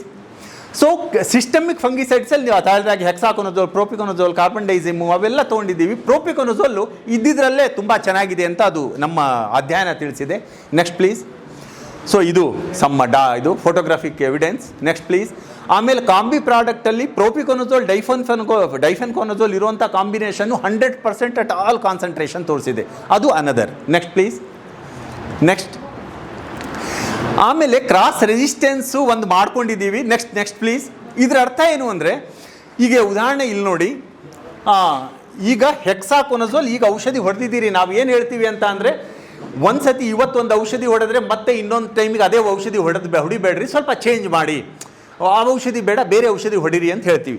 ಹಾಗಾದರೆ ನಾವು ಯಾವ ಔಷಧಿನ ತಗೋಬಹುದು ಅನ್ನೋದು ಇದು ಒಂದು ವರ್ಷದ ಅಧ್ಯಯನ, ಒಂದು ವರ್ಷದ ಮೇಲಿನ ಅಧ್ಯಯನ ಇದು. ಇದ್ರ ಉದಾಹರಣೆ ಒಂದು ಹೆಕ್ಸಾಕೊನಜೋಲ್ ಎಕ್ಸಾಂಪಲ್ ಕೊಟ್ಟಿದ್ದೀನಿ. ನಾವು ಇವತ್ತು ಹೆಕ್ಸಾಕೊನಜೋಲ್ ಹೊಡೆದ್ವಿ ಅಂತ ಅಂದರೆ, ಮುಂದಿನ ದಿನಗಳಲ್ಲಿ ಟೆಬುಕೊನಜೋಲು, ಪ್ರೋಪಿಕೊನಜೋಲ್ ಹೊಡೆದ್ವಿ ಅಂತ ಅಂದರೂ 100% ಮ್ಯಾನೇಜ್ ಮಾಡಬಹುದು. ಬೇರೆ ಕೆಮಿಕಲ್ ನಾವು ಹೊಡೆದ್ವಿ ಅಂತ ಅಂದರೆ ನೋಡಿ 40%, 45% ಎಷ್ಟು ಎಫೆಕ್ಟ್ ಆಗುತ್ತೆ ಅನ್ನೋದು ಮಾಡಿದ್ದೀವಿ. ಹಾಗೆ ಎಲ್ಲ ಕೆಮಿಕಲ್ಲು ಎಲ್ಲವೂ ಕೂಡ ನಾವು ಅದೊಂದು ಅಧ್ಯಯನ ಮಾಡಿ ಕ್ರಾಸ್ ರೆಸಿಸ್ಟೆನ್ಸ್ ಮೆಕ್ಯಾನಿಸಮ್ ಕೂಡ ಮಾಡಿದ್ದೀವಿ. ಇದು ತುಂಬ ಇಂಪಾರ್ಟೆಂಟು, ನಮ್ಮ ಪ್ಯಾಕೇಜ್ ಆಫ್ ಪ್ರಾಕ್ಟೀಸಿಗೂ ಬರ್ತಾ ಇದೆ ಇದು. Next please. ಸೊ ಇದು ಕೂಡ ಜನರಲ್ ಆಗಲೇ ಇಲ್ಲಿ ನೋಡಿ, ಆ ಟೆಂಪರೇಚರು, ರಿಲೇಟಿವ್ ಹ್ಯುಮಿಡಿಟಿ ಅವೆಲ್ಲ ಹೇಳಿದ್ದೀವಿ. ಇದ್ರದ್ದು ಬೆಸ್ಟ್ ಗ್ರೋತ್ ಆ್ಯಂಡ್ ಡೆವಲಪ್ಮೆಂಟು 18ರಿಂದ 25 ಡಿಗ್ರಿ ಸೆಲ್ಸಿಯಸ್ಸಲ್ಲಿ ಈ ಒಂದು ರೋಗಾಣು ಭಾರಿ ಚೆನ್ನಾಗಿ ಬೆಳೆಯುತ್ತೆ. ರಿಲೇಟಿವ್ ಹ್ಯುಮಿಡಿಟಿ 85 to 95% ಇದರದ್ದು ಎಫೆಕ್ಟ್ ತುಂಬ ಜಾಸ್ತಿ ಇರುತ್ತೆ. ಅಂದರೆ ಇದ್ರ ಡಿಸೀಸ್ ಸಿವಿಯರಿಟಿ, ಡೆವಲಪ್ಮೆಂಟ್ ಎಲ್ಲ ಜಾಸ್ತಿ ಇರುತ್ತೆ ಅಂತ ಕೂಡ ಪ್ರೂವ್ ಮಾಡಿದ್ದೀವಿ. Next please. ಆಮೇಲೆ ಸರ್ವೈವಬಿಲಿಟಿ ಏನಾಯಿತು ಅಂದರೆ, ಇದು ಕೂಡ ತೀರ್ಥಹಳ್ಳಿ ರೈತರು, ವಿಶೇಷವಾಗಿ ಆರ್ಗ್ಯಾನಿಕ್ ಫಾರ್ಮರ್ಸು. ನಮ್ಮ ಒಂದು ಮ್ಯಾನೇಜ್ಮೆಂಟ್ ಏನು ಹೇಳುತ್ತೆ ಅಂತ ಅಂದರೆ, ಹಾಳಾಗಿರೋ ಹಿಂಗಾರ, ಹಾಳಾಗಿರೋ ಎಲೆ, ಹಾಳಾಗಿರೋ ಎಂಥದಾರು ಇದ್ದರೆ ಅದನ್ನೆಲ್ಲ ತೆಗೆದುಬಿಟ್ಟು ಸುಟ್ಟು ಹಾಕ್ರಿ ಅಂತ. ಅದು ಖಂಡಿತ ಇದೆ, ಅದು ನೆಕ್ಸ್ಟ್ ಹೇಳ್ತೀನಿ. ಈ ಆರ್ಗ್ಯಾನಿಕ್ ಫಾರ್ಮರ್ಸ್ ಕ್ವಶನ್ ಏನು ರೈಸ್ ಮಾಡಿದ್ರು ಅಂದರೆ, ನಾವು ಆರ್ಗ್ಯಾನಿಕಲಿ ಅದನ್ನು ಸುಡೋಕೆ ಇಷ್ಟಪಡಲ್ಲ, ನಾವು ಅದನ್ನು ಡಿಗ್ರೇಡ್ ಯಾಕೆ ಮಾಡ್ಬೋದು, ಕಾಂಪೋಸ್ಟ್ ಯಾಕೆ ಮಾಡಬಾರ್ದು, ಯಾಕೆ ಸುಡಬೇಕು ಅದನ್ನು ಅನ್ನೋದೊಂದು ಸ್ವಲ್ಪ ಅವ್ರ ಕಡೆಯಿಂದ ಕ್ವಶನ್ ಬಂತು. ಅದನ್ನು ಅಡ್ರೆಸ್ ಮಾಡೋಕೆ ಏನು ಮಾಡಿದ್ವಿ ಅಂದರೆ, ನೆಕ್ಸ್ಟ್ ಪ್ಲೀಸ್. ಸೊ ಗುಂಡಿ ತೋಡ್ಬಿಟ್ಟು ರೋಗಗ್ರಸ್ತ ಎಲೆಯನ್ನೆಲ್ಲ ತಂದು 10 ಸೆಂಟಿಮೀಟರ್ ಆಳದಲ್ಲಿ, 20 ಸೆಂಟಿಮೀಟರ್ ಆಳದಲ್ಲಿ, 30 ಸೆಂಟಿಮೀಟರ್ ಆಳದಲ್ಲಿ ಅದನ್ನು ಹಾಕಿಬಿಟ್ಟು ಮಣ್ಣು ಮುಚ್ಚಿದ್ವಿ. ಪ್ರತಿ ತಿಂಗಳು ಸ್ಯಾಂಪಲ್ ತೆಗೆದ್ವಿ. Next please. ಪ್ರತಿ ತಿಂಗಳು ಸ್ಯಾಂಪಲ್ ತೊಗೊಂಡು ಅದು ನಮ್ಮ ಪ್ರೊಸೀಜರ್ ಇದೆ, ಅದು ಮಾಡ್ಕೊತಾ ಬಂದ್ವಿ. Next please. ನೆಕ್ಸ್ಟ್ ಇವೆಲ್ಲ ನಮ್ಮದು ಎಕ್ಸ್ಪೆರಿಮೆಂಟ್ಸ್. ನೆಕ್ಸ್ಟ್ ಇವುಗಳಲ್ಲಿ ಗೊತ್ತಾಗಿದ್ದೇನು ಅಂದರೆ, ನೀವು 10 ಸೆಂಟಿಮೀಟರ್ ಆಳದಲ್ಲಿ ಮಣ್ಣಲ್ಲಿ ಹಾಕಿದ್ರು 8 ತಿಂಗಳವರೆಗೆ ಬದುಕತ್ತಿದ್ದು. ಮಣ್ಣಲ್ಲಿ ಹಾಕಿ 8 ತಿಂಗಳು ಬಿಟ್ಟಿದ್ದೀನಿ ಅಂದರೂ ಕೂಡ 9ನೇ ತಿಂಗಳಿಗೆ ಸಿಕ್ಕಿಲ್ಲ, 8ನೇ ತಿಂಗಳವರೆಗೆ ಸಿಕ್ಕಿದೆ. ಈ 20 ಸೆಂಟಿಮೀಟರ್ ಆಳದಲ್ಲಿ ಹೆಚ್ಚು ಕಮ್ಮಿ 6 ತಿಂಗಳವರೆಗೆ ಸಿಕ್ಕಿದೆ. 30 ಸೆಂಟಿಮೀಟರ್ ಆಳದಲ್ಲಿ 5 ತಿಂಗಳವರೆಗೆ ಸಿಕ್ಕಿದೆ. ಅಂದರೆ ಈ ಒಂದು ರೋಗಾಣು ಭೂಮಿಯನ್ನು ಗುಂಡಿ ತೆಗೆದು ಹಾಕಿ ಅದನ್ನು ಮಣ್ಣು ಮುಚ್ಚಿದ್ರೂ ಕೂಡ ಕನಿಷ್ಠ 5 ತಿಂಗಳು ಬದುಕತ್ತೆ. 5 ತಿಂಗಳು ಬದುಕತ್ತೆ ಅನ್ನೋದು ಒಂದು ಕನ್ಫರ್ಮೇಷನ್ ಮಾಡಿದ್ವಿ. ನೆಕ್ಸ್ಟ್. ಹಾಗೆ ನಮ್ಮ ಸ್ಯಾಂಪಲ್ ತೊಗೊಂಬಂದು ರೂಮಲ್ಲಿ ಇಟ್ಕೊಂಡಿದ್ವಿ, ನಮ್ಮ ಲ್ಯಾಬ್ರೇಟ್ರಿಯಲ್ಲಿ ಇಟ್ಕೊಂಡ್ಬಿಟ್ಟು ಲ್ಯಾಬ್ರೇಟ್ರಿಯಿಂದ ತಕ್ಕೋತಾ ಇರೋದು. ಅದು ತಿಂಗಳು ನಾವೆಲ್ಲ ಅಧ್ಯಯನ ಮಾಡಿದಾಗ ನಮಗೆ ಗೊತ್ತಾಗಿದ್ದೇನು ಅಂದರೆ, ಲ್ಯಾಬ್ರೇಟ್ರಿಯಲ್ಲೂ ಕೂಡ ಅಪ್ ಟು 9 ತಿಂಗಳವರೆಗೆ ಈ ರೋಗಾಣು ಬದುಕತ್ತೆ, ಆಮೇಲೆ ಸಿಕ್ಕಿಲ್ಲ ಅದು. ಅಂದರೆ ಫೀಲ್ಡಲ್ಲಿ ಸುಮ್ಮನೆ ನಾವೀಗ ನಾನು ಯಾಕೆ ಹೇಳ್ತಾ ಇದ್ದೀನಿ ಅಂದರೆ ಫೀಲ್ಡಲ್ಲಿ ಸುಮ್ಮನೆ ಬಿಸಾಕಿರ್ತೀವಲ್ವ ಎಲೆ ಗಿಲೆ ಎಲ್ಲ, ಅದರಲ್ಲಿ 9 ತಿಂಗಳವರೆಗೂ ಕೂಡ ಈ ರೋಗಾಣು ಬದುಕುವಂಥ ಸಾಧ್ಯತೆ ಇದೆ. ಸೊ ಇದು ಒಂದು ಪ್ರೂವ್ ಆಯಿತು. Next please.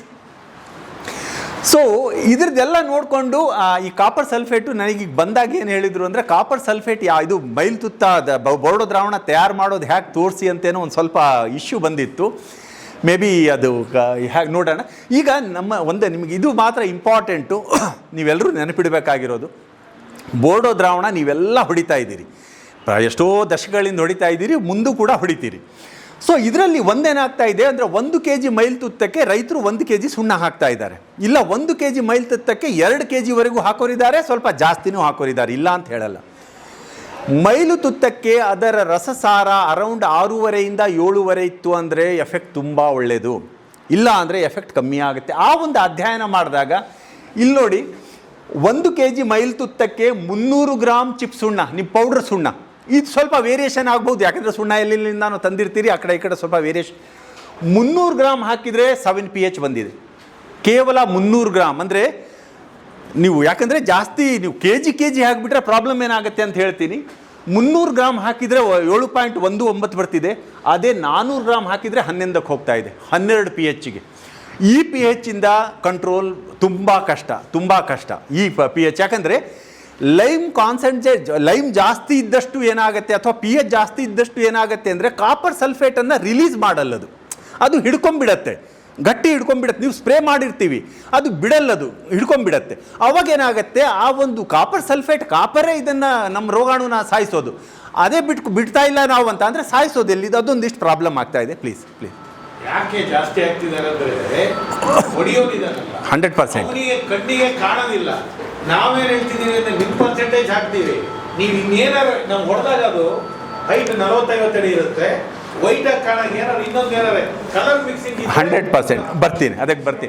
ಇದು ನಾವು ಕೆಲವೊಂದು ಸತಿ ಫೀಲ್ಡಿಗೆ ಹೋದಾಗ ಲೇಬರ್ಸಿಗೂ ಹೇಳ್ತೀವಿ, ಏನ್ರಿ ಈ ರೀತಿ ರೇಂಜ್ ಹಾಕ್ಕೊಂಡ್ರೆ ಎಲ್ಲರೂ ರೋಗ ಕಂಟ್ರೋಲ್ ಆಗತ್ತಾ ಅಂಥೇಳಿ. ಅವ್ರು ಹೇಳೋದೇನು, ಸಾರ್ ಆ ಮಾಲಕರು ಕಳಿಸಿರ್ತಾರೆ ನಮಗೆ, ಅಲ್ಲಿ ಹಸಿರು ಟಿಂಜ್ ಕಾಣಲಿಲ್ಲ, ಅಲ್ಲಿ ನೀನು ಹೊಡೆದೇ ಇಲ್ಲ ಅಂತಾರೆ, ನಿನಗೆ ದುಡ್ಡು ಕೊಡಲ್ಲ ಅಂತಾರೆ. ಹಾಗಾಗಿ ನಾವು ಅವರು 1ಕ್ಕೆ 1 ಹೇಳಿದರೆ ನಾವು 2 ಹಾಕಿರ್ತೀವಿ, ಯಾಕಂದರೆ ಚೆನ್ನಾಗಿ ಕಾಣಬೇಕು ಅಂತ. ಅದು ಒಂದು ಡ್ರಾಬ್ಯಾಕೆ. ನಾವು ಸ್ವಲ್ಪ ಮಾಲೀಕರಂತ ಏನು ನಾವು ಇರ್ತೀವಿ, ನಾವೇ ಎಲ್ಲ ಮಾಡಲ್ಲ, ಲೇಬರ್ ಹೆಲ್ಪ್ ತಗೋತೀವಿ, ಇದನ್ನು ನಾವು ಮಾಡಲೇಬೇಕಾಗತ್ತೆ. ಮಾಡಲಿಲ್ಲ ಅಂದರೆ ಎಕ್ಸ್ಪೆಕ್ಟ್ ಮಾಡೋಕ್ಕಾಗಲ್ಲ. ಸೊ ನೋಡಿ, ಸರ್ ನಾವೀಗ 1 kg ಕಾಪರ್ ಮೈಲ್ತುತ್ತಕ್ಕೆ 1 kg ಸುಣ್ಣ ಹಾಕಿದ್ವಿ ಅಂತ ಅಂದರೆ ಹೆಚ್ಚು ಕಮ್ಮಿ 12-13ವರೆಗೆ ಬಂದಿದೆ. ಈ ರೇಂಜಿಗೆ ಹಾಕಿದ್ವಿ ಅಂದರೆ 100% ಯೂಸ್ ಆಗೋದಿಲ್ಲ. ಅದು ಯಾತಕ್ಕೆ ನೆಕ್ಸ್ಟ್ ಸ್ಲೈಡಲ್ಲಿ ಹೇಳ್ತೀನಿ. Next please. ಇದು ನಾವು ಮಾಡ್ಕೊಂಡಿರುವಂಥ ಮೆಥಡ್ಸು, ಅದ್ರ ಡೀಟೇಲ್ ಹೋಗಲ್ಲ. Next please. ಈಗ ಇದನ್ನು ಯಾವ ರೀತಿ ನೋಡಿದ್ದೀವಿ ಅಂದರೆ, ಇಲ್ಲಿ ನೋಡಿ, copper sulphate lime 1 kg copper ಸಲ್ಫೇಟಿಗೆ 200 ಗ್ರಾಮ್ ಸುಣ್ಣ, 1 kgಗೆ 300 ಗ್ರಾಮು, 1 kgಗೆ 350, 1 kgಗೆ 400 ಗ್ರಾಮ್. 1 kgಗೆ 400 ಗ್ರಾಮ್ ನೀವು ಹಾಕಿದ್ರೂ ಕೂಡ 100% ಪ್ಯಾಥೋಜನ್ ಮಾರ್ಟಾಲಿಟಿ ಆಗಿದೆ, ಸತ್ತೋಗಿದೆ, ಬೆಳವಣಿಗೆ ಆಗಿಲ್ಲ. 100ಗೆ ನೀವು 4 kgಗಿಂತ ಸ್ವಲ್ಪ ಜಾಸ್ತಿ ಆದಂಗೆ ಕೂಡ ಕಮ್ಮಿ ಆಗ್ತಾ ಬಂದಿದೆ. ಅಂದರೆ ಇದು ನಾವು ಪ್ಲೇಟಲ್ಲಿ ಮಾಡಿರುವಂಥವು, ಫೀಲ್ಡಲ್ಲೆಲ್ಲ, ನೆನಪಿಡಿ, ಪ್ಲೇಟಲ್ಲಿ ನಮ್ಮ ಲ್ಯಾಬ್ರೋಟ್ರಿಯಲ್ಲಿ ಮಾಡಿರುವಂಥವು. ಅಂದರೆ 400 ಗ್ರಾಮ್ವರೆಗೂ ಕೂಡ ಸಮ್ಮವು ಮ್ಯಾನೇಜ್ ಆಗುತ್ತೆ, 100% ಎಫಿಕಸಿ ಇರುತ್ತೆ, ಅದ್ರ ಮೇಲೆ ತುಂಬ ಕಷ್ಟ ಇದೆ ಅಂತ. Next please. ಅದು ಡಾಕ್ಯುಮೆಂಟೇಷನ್, ಯಾವ್ಯಾವ ಇದರಲ್ಲಿ ಆ ಒಂದು ಪ್ಯಾಥೋಜನ್ ಗ್ರೋತನ್ನು ಸಂಪೂರ್ಣ ನಿಲ್ಲಿಸಿದೆ ಅನ್ನೋದಕ್ಕೆ ತೋರಿಸೋದಕ್ಕೆ ಒಂದು ಫೋಟೋಗ್ರಾಫಿಕ್ ಎವಿಡೆನ್ಸ್ ನಿಮಗೆ. Next please. ಆಮೇಲೆ ಇನ್ನೊಂದು ಪ್ರಶ್ನೆ ಏನು ಬಂದಿತ್ತು ರೈತರ ಕಡೆಯಿಂದ ಅಂತ ಅಂದರೆ, ಸರ್ ಈಗ ನಾವು ಭಾರಿ ಮಳೆ ಇರುವಂಥ ಏರಿಯಾದವರು, ನಮಗೆ ಒಂದು ಅರ್ಧ ಗಂಟೆ ಮಳೆ ಬಿಟ್ಟರೆ ಅದೇ ನಮಗೆ ಒಂಥರ ದೊಡ್ಡದು ಮಳೆಗಾಲದಲ್ಲಿ, ಅಂಥದ್ರಲ್ಲಿ ಈಗ ಬೋರ್ಡೋ ದ್ರಾವಣ ತಯಾರು ಮಾಡಿರ್ತೀವಿ, ಬಟ್ ಮಳೆ ಬಂದುಬಿಡತ್ತೆ. ನಾವು ವಿಜ್ಞಾನಿಗಳು ಹೇಳೋದು 24 ಗಂಟೆ ಒಳಗೆ ಸ್ಪ್ರೇ ಹೊಡಿಬೇಕು ಅಂತ, ಜಾಸ್ತಿ ತೊಗೊಳ್ಬಾರ್ದು. ನಮ್ಮ ಗತಿ ಏನಾಗಬೇಕು, 1000 ಲೀಟರ್ ರೆಡಿ ಮಾಡಿರ್ತೀವಿ, ಬಟ್ ಮಳೆ ಬಂತು ಅಂದರೆ ನಮ್ಗೆ ಬಿಡೋದೇ ಇಲ್ಲ, ನಮ್ಮ ಗತಿ ಏನು ಅನ್ನೋದು ಒಂದು ಕ್ವಶನ್ ಬಂತು. ಅದಕ್ಕೆ ಒಂದು ಮ್ಯಾನೇಜ್ಮೆಂಟ್ ಏನಿದೆ ಅಂತ ಅಂದರೆ, ಇದು ಜಾಗಿರಿ, ಬೆಲ್ಲ. ಸೊ ಒಂದು 100 ಲೀಟ್ರ್ ನೀರಿಗೆ ನಾವು 1 kg ಅಷ್ಟು ನಾವೇನಾದ್ರು ಜಾಗಿರಿ ಹಾಕಿದ್ವಿ ಅಂತ ಅಂದರೆ, ಇದು ನೋಡಿ, ಜಾಗಿರಿ ಹಾಕಿರೋದು, ಜಾಗಿರಿ ಹಾಕದೇ ಇರೋವಂಥದ್ದು, ಜಾಗಿರಿ ಹಾಕಿದ್ದಕ್ಕೂ ಜಾಗಿರಿ ಹಾಕದೇ ಇದ್ದರೆ 7.12 ಪರ್ಫೆಕ್ಟ್ ಇದೆ, ಜಾಗಿರಿ ಹಾಕಿದರೆ ಸ್ವಲ್ಪ pH ಜಾಸ್ತಿ ಆಗಿದೆ. ಹಾಗೆ ನೀವು ಬೇರೆ ಬೇರೆ ದಿನಗಳಲ್ಲಿ ಒಂದು 24 ಗಂಟೆ ಗ್ಯಾಪ್ ಬಿಟ್ಕೊತಾ ಬಂದ್ರಿ ಅಂದರೆ ಹೆಚ್ಚು ಕಮ್ಮಿ 5ನೇ ದಿನಕ್ಕೂ ಕೂಡ 8 ಚಿಲ್ಡ್ರೆ ಮಾತ್ರ ಇದೆ, ಇಲ್ಲಿ 9:30 10ಕ್ಕೆ ಹೋಗಿದೆ. ಅಂದರೆ ಜಾಗರಿ ಸುಣ್ಣ ಇದು ಬೆಲ್ಲ ಹಾಕೋದ್ರಿಂದ ಆ pH ಅನ್ನು ನಾವು ಒಂದಿಷ್ಟು ಮೇಂಟೈನ್ ಮಾಡ್ಬೋದು. ಅಂದರೆ ಒಂದು 4-5 ದಿನದವರೆಗೂ ಕೂಡ ನಾವು ಯೂಸ್ ಮಾಡ್ಕೋಬಹುದು ಏನಾದ್ರು ಬೈ ಮಿಸ್ಟೇಕ್. ಆದರೆ ನಾವು ರೈತರಿಗೆ ಹೇಳೋದೇನು ಅಂದರೆ, ಮುಖ್ಯವಾಗಿ ನಾವೇನು ಹೇಳ್ತೀವಿ, ವಿಜ್ಞಾನಿಯಾಗಿ ಹೇಳೋದೇನು ಅಂತ ಅಂದರೆ, ಉದಾಹರಣೆ ನೀವೇನು ಬೋರ್ಡೋ ದ್ರಾವಣ ಸರ್ ಅಲ್ಲ ಇದೆ ಸರ್, ಬೋರ್ಡೋ ಜೊತೆ ಬೆಲ್ಲವನ್ನು ಆ್ಯಡ್ ಮಾಡಿ ಅಂತ ಸರ್. 100 ಲೀಟ್ರ್ ನೀರಿಗೆ 1 kg, 100 ಲೀಟ್ರ್ ನೀರಿಗೆ 1 kg. ಸೊ ನಾವು ರೈತರಿಗೆ ಹೇಳೋದೇನು ಅಂತ ಅಂದರೆ, ನೀವೆಲ್ಲ ಬೋರ್ಡೋ ದ್ರಾವಣ ಯೂಸ್ ಮಾಡ್ತಿರೋದ್ರಿಂದ ನೀವು ಬೆಸ್ಟ್ ಮ್ಯಾನೇಜ್ಮೆಂಟ್ ಏನು ಗೊತ್ತಾ, ಯಾವ ರೀತಿ ಮೇಂಟೈನ್ ಮಾಡ್ಬೋದು ಅನ್ನೋದಕ್ಕೆ. ನಿಮಗೆ ಅರ್ಜೆಂಟಿಗೆ ಬೇಕು, ನಮಗೆ ಪ್ರಿಪೇರ್ ಮಾಡೋಕ್ಕಾಗಲ್ಲ, ಮಳೆ ನಿಂತ್ಕೊಳ್ಳೆ ನಾವು ಸ್ಪ್ರೇ ಮಾಡಬೇಕು ಅನ್ನೋದಿತ್ತು ಅಂದರೆ, ಮೈಲ್ ತುತ್ತ ಸಪ್ರೇಟ್ ಮಾಡಿ ಇಟ್ಕೊಂಬಿಡ್ರಿ, ಸುಣ್ಣ ಸಪ್ರೇಟ್ ಮಾಡಿ ಇಟ್ಕೊಂಡ್ಬಿಡ್ರಿ. ನಿಮ್ಗೆ ಎಷ್ಟು ಬೇಕೋ ಅಷ್ಟು ಮಿಕ್ಸ್ ಮಾಡಬೇಡ್ರಿ ಅಷ್ಟೇ. ಮಿಕ್ಸ್ ಮಾಡದೇ ಇದ್ದರೆ 15-20 ದಿನದವರೆಗೆ ಯೂಸ್ ಮಾಡ್ಬೋದು ನೀವು. ಮಿಕ್ಸ್ ಮಾಡಿಬಿಟ್ರಿ ಬಂತು, ಮಿಕ್ಸ್ ಮಾಡಿಬಿಟ್ರಿ ಪ್ರೊಸೀಜರ್ ಫಾಲೋ ಮಾಡಲೇಬೇಕು. ಅದು ದಯವಿ ಒಂದು ನೆನಪಿಟ್ಕೊಳ್ಳಿ. Next please. ಅದೆಲ್ಲ ನಮ್ಮದು ರುಟೀನ್ ಮಾಡಿರುವಂಥವು. Next please. ಆಮೇಲೆ ಏನಾಯಿತು, ಈಗ ನೀವು ಫೀಲ್ಡ್ ಲೆವೆಲ್ಲಿಗೆ ಹೋಗ್ತಾ ಇಲ್ಲ, ಮೆಜಾರಿಟಿ ಲ್ಯಾಬೊರೇಟರಿ ಲೆವೆಲಲ್ಲಿ ಇರ್ತಿದ್ದೀರಿ ಅನ್ನೋದೊಂದು ಬಂತು. ಅದಕ್ಕೆ ಈ ನೆಕ್ಸ್ಟು ಆಮೇಲೆ ಏನಾಯಿತು ಅಂದರೆ, ನಾವು ಇಲ್ಲಿ ಮಹಾಬಲೇಶ್ ಅವರು ಇರ್ಬೋದು, ಚಂದ್ರಶೇಖರ್ ಅವ್ರ ಫೀಲ್ಡು, ಕೆಲವೊಂದು ಫೀಲ್ಡಲ್ಲಿ ನಮ್ಮ ರವಿಕುಮಾರ್ ಅಂತ ಇದ್ದರು, ಡಾಕ್ಟರ್ ರವಿಕುಮಾರ್, ಅವ್ರಿಗೆ ಇರುವಕ್ಕಿಯಲ್ಲಿದ್ದಾರೆ. ಅವರಿಗೆ ನಾವು ಏನು ಹೇಳಿದ್ವಿ ಅಂತ ಅಂದರೆ, ನಮ್ಮ ಕೆಲವೊಂದು ಮ್ಯಾನೇಜ್ಮೆಂಟು ಬೋರ್ಡೋ ದ್ರಾವಣ ಇರಲಿ, ಬೇರೆ ಒಂದು ಸ್ವಲ್ಪ ಫೀಲ್ಡ್ ಲೆವೆಲ್ ಮಾಡಿ ನೋಡಿ, ಟೆಂಟೇಟಿವ್ ಆಗಿ ಒಂದು ರಿಸಲ್ಟ್ ತೊಗೊಳ್ಳಿ ಅಂತಲೂ ಕೂಡ ಹೇಳಿದ್ವಿ. ಅವರು ಕೂಡ ಅವರೆಲ್ಲ ಫೀಲ್ಡಿಗೆ ಹೋಗಿ ಮಾಡಿದರು. ಮೇ ಬಿ ಇಲ್ಲ ಅಂದರೆ ಕಂಟಿನ್ಯೂ ಮಾಡಲಿಲ್ಲ, 1 ವರ್ಷ ಏನೋ ಮಾಡಿದರು, ಕೆಲವೊಂದು ಕಡೆ 2 ವರ್ಷ ಮಾಡಿದರು, ಬಟ್ ಅಲ್ಲಲ್ಲೇ ಅಬ್ರಪ್ಟಾಗಿ ನಿಂತು ಬಿಡ್ತು. ಸೊ ಹಾಗಾಗಿ ಏನಾಯಿತು ಅಂದರೆ, ನಾವೇನು ಮಾಡಿದ್ವಿ ಅಂತ ಅಂದರೆ, ಅದನ್ನೆಲ್ಲ ನಮ್ಮಲ್ಲಿರೋ ಎಲ್ಲ ಡೇಟಾ ಕ್ರೋಢೀಕರಿಸ್ಬಿಟ್ಟು ಒಂದು ಪ್ರಾಜೆಕ್ಟ್ ಪ್ರಪೋಸಲ್ ನಾನೇ ಎಲ್ಲ ರೆಡಿ ಮಾಡಿದ್ದೆ ನನ್ನ ಕಡೆಯಿಂದಾನೆ. ಪ್ರಾಜೆಕ್ಟ್ ಒಂದು ರೆಡಿ ಮಾಡಿದ್ವಿ ಗೌರ್ಮೆಂಟ್ ಆಫ್ ಇಂಡಿಯಾಗೆ ಸಬ್ಮಿಟ್ ಮಾಡೋದಕ್ಕೆ. ಈಗ 43 ಲಕ್ಷ ಕೊಟ್ಟಿದ್ದು ಗೌರ್ಮೆಂಟ್ ಆಫ್ ಕರ್ನಾಟಕದವರು.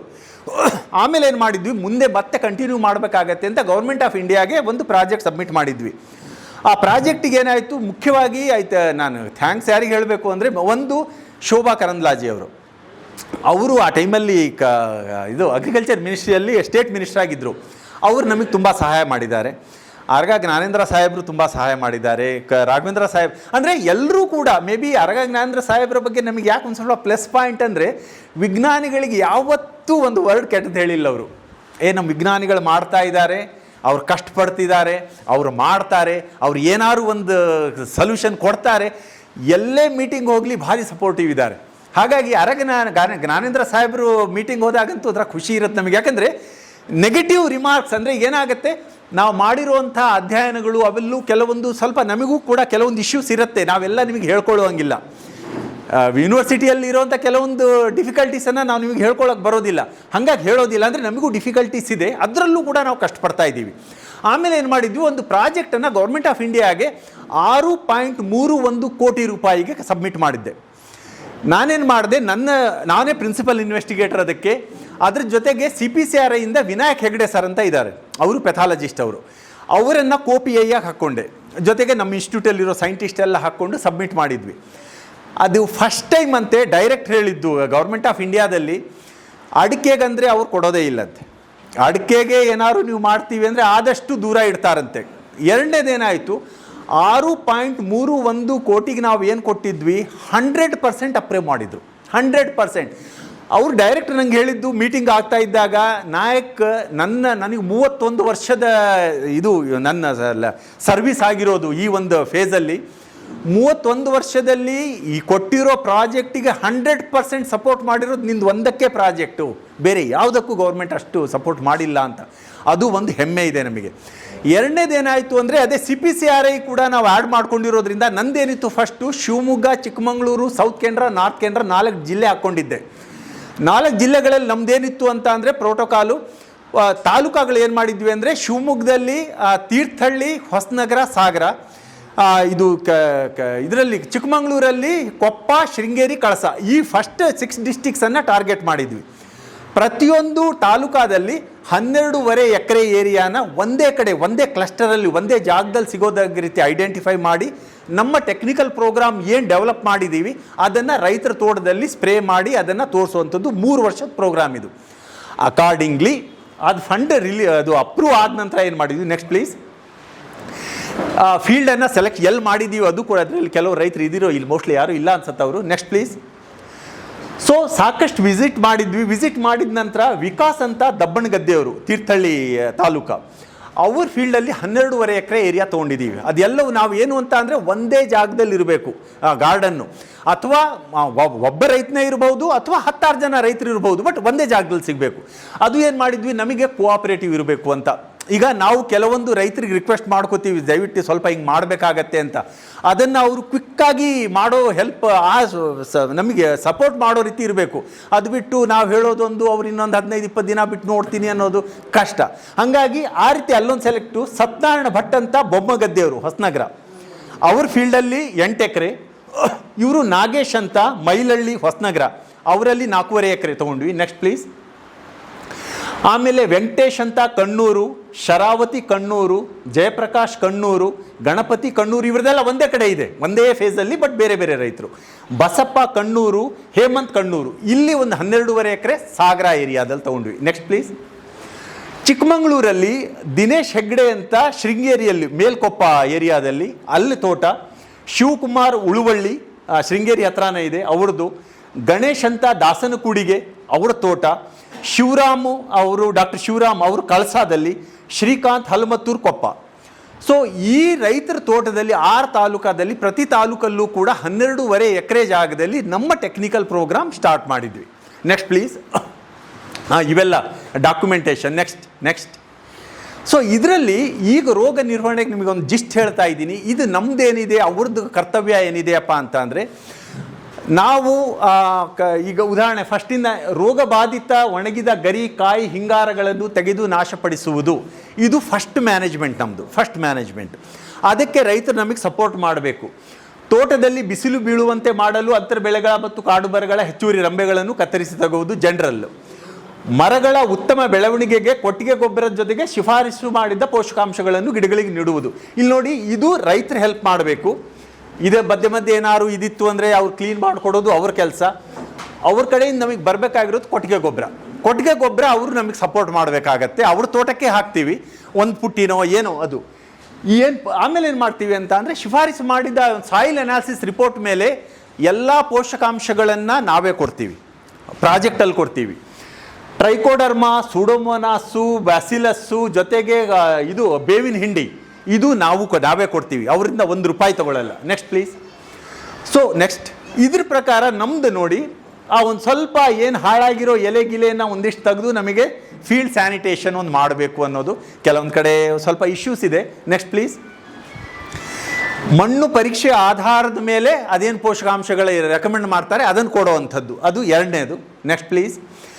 ಆಮೇಲೆ ಬೇಸಿನ್ ಪ್ರಿಪರೇಷನ್ ಮಾಡಿ ನಮ್ಮ ಪೋಷಕಾಂಶಗಳಿರ್ಬೋದು, ಅಥವಾ ಈ ಸುಣ್ಣ ಇರ್ಬೋದು, ಅಥವಾ ಬೇವಿನ ಹಿಂಡಿ ಇರ್ಬೋದು, ಯಾವುದೇ ಇರಲಿ, ಅದು ಬೇಸಿನ್ ತೆಗೆದು ಈ ಬೇಸಿನ್ ತೆಗೆಯೋದಕ್ಕೂ ಕೂಡ ನಾವೇ ದುಡ್ಡು ಕೊಟ್ಟಿದ್ದೀವಿ. Next please. ಸೊ ಅದ್ರ ಪ್ರಕಾರ ಈ ಡೋಲಮೈಟನ್ನು ನಾವು, ಯಾಕಂದರೆ ಕ್ಯಾಲ್ಸಿಯಂ ಮ್ಯಾಗ್ನೀಷಿಯಮ್ ಎರಡೂ ಇರೋದ್ರಿಂದ ಸ್ವಲ್ಪ ಅದನ್ನು ಇಂಪಾರ್ಟೆನ್ಸ್ ಕೊಟ್ಟಿದ್ದೀವಿ.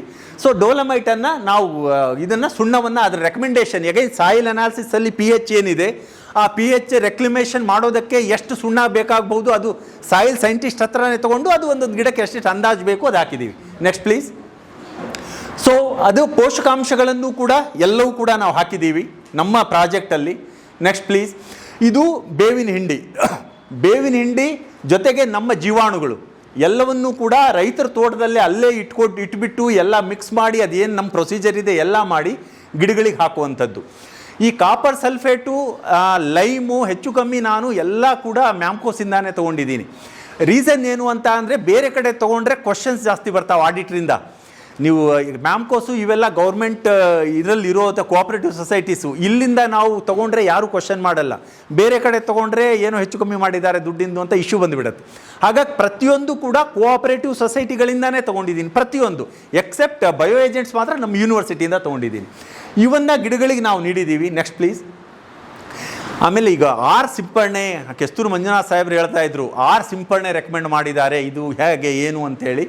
ದಯವಿಟ್ಟು ನೆನಪಿಡಿ, 3 ಸಿಂಪರಣೆ ಏನಿದಾವಲ್ಲ ಬೋರ್ಡು ನೀವು ಆಲ್ರೆಡಿ ಮಾಡ್ತಾ ಇದ್ದೀರಿ, ಇದರಲ್ಲಿ ಯಾವುದೂ ಚೇಂಜ್ ಇಲ್ಲ. ನಾವು ಹೇಳ್ತಿರೋದೇನು ಅಂತ ಅಂದರೆ, ಮುಂಚೆ ನೀವು ಬೋರ್ಡೋ ದ್ರಾವಣ ಸಿಂಪರಣೆ ಮಾಡಬೇಕಾಗಿದ್ರಿಂದ ಹೆಂಗೆ ಮಾಡ್ತಿದ್ರಿ ಅಂದರೆ, ಬಂಚ್ಗಳಿಗೆ ಮಾತ್ರ ಹೊಡಿತಿದ್ರಿ ಹಿಂಗಾರಗಳಿಗೆ.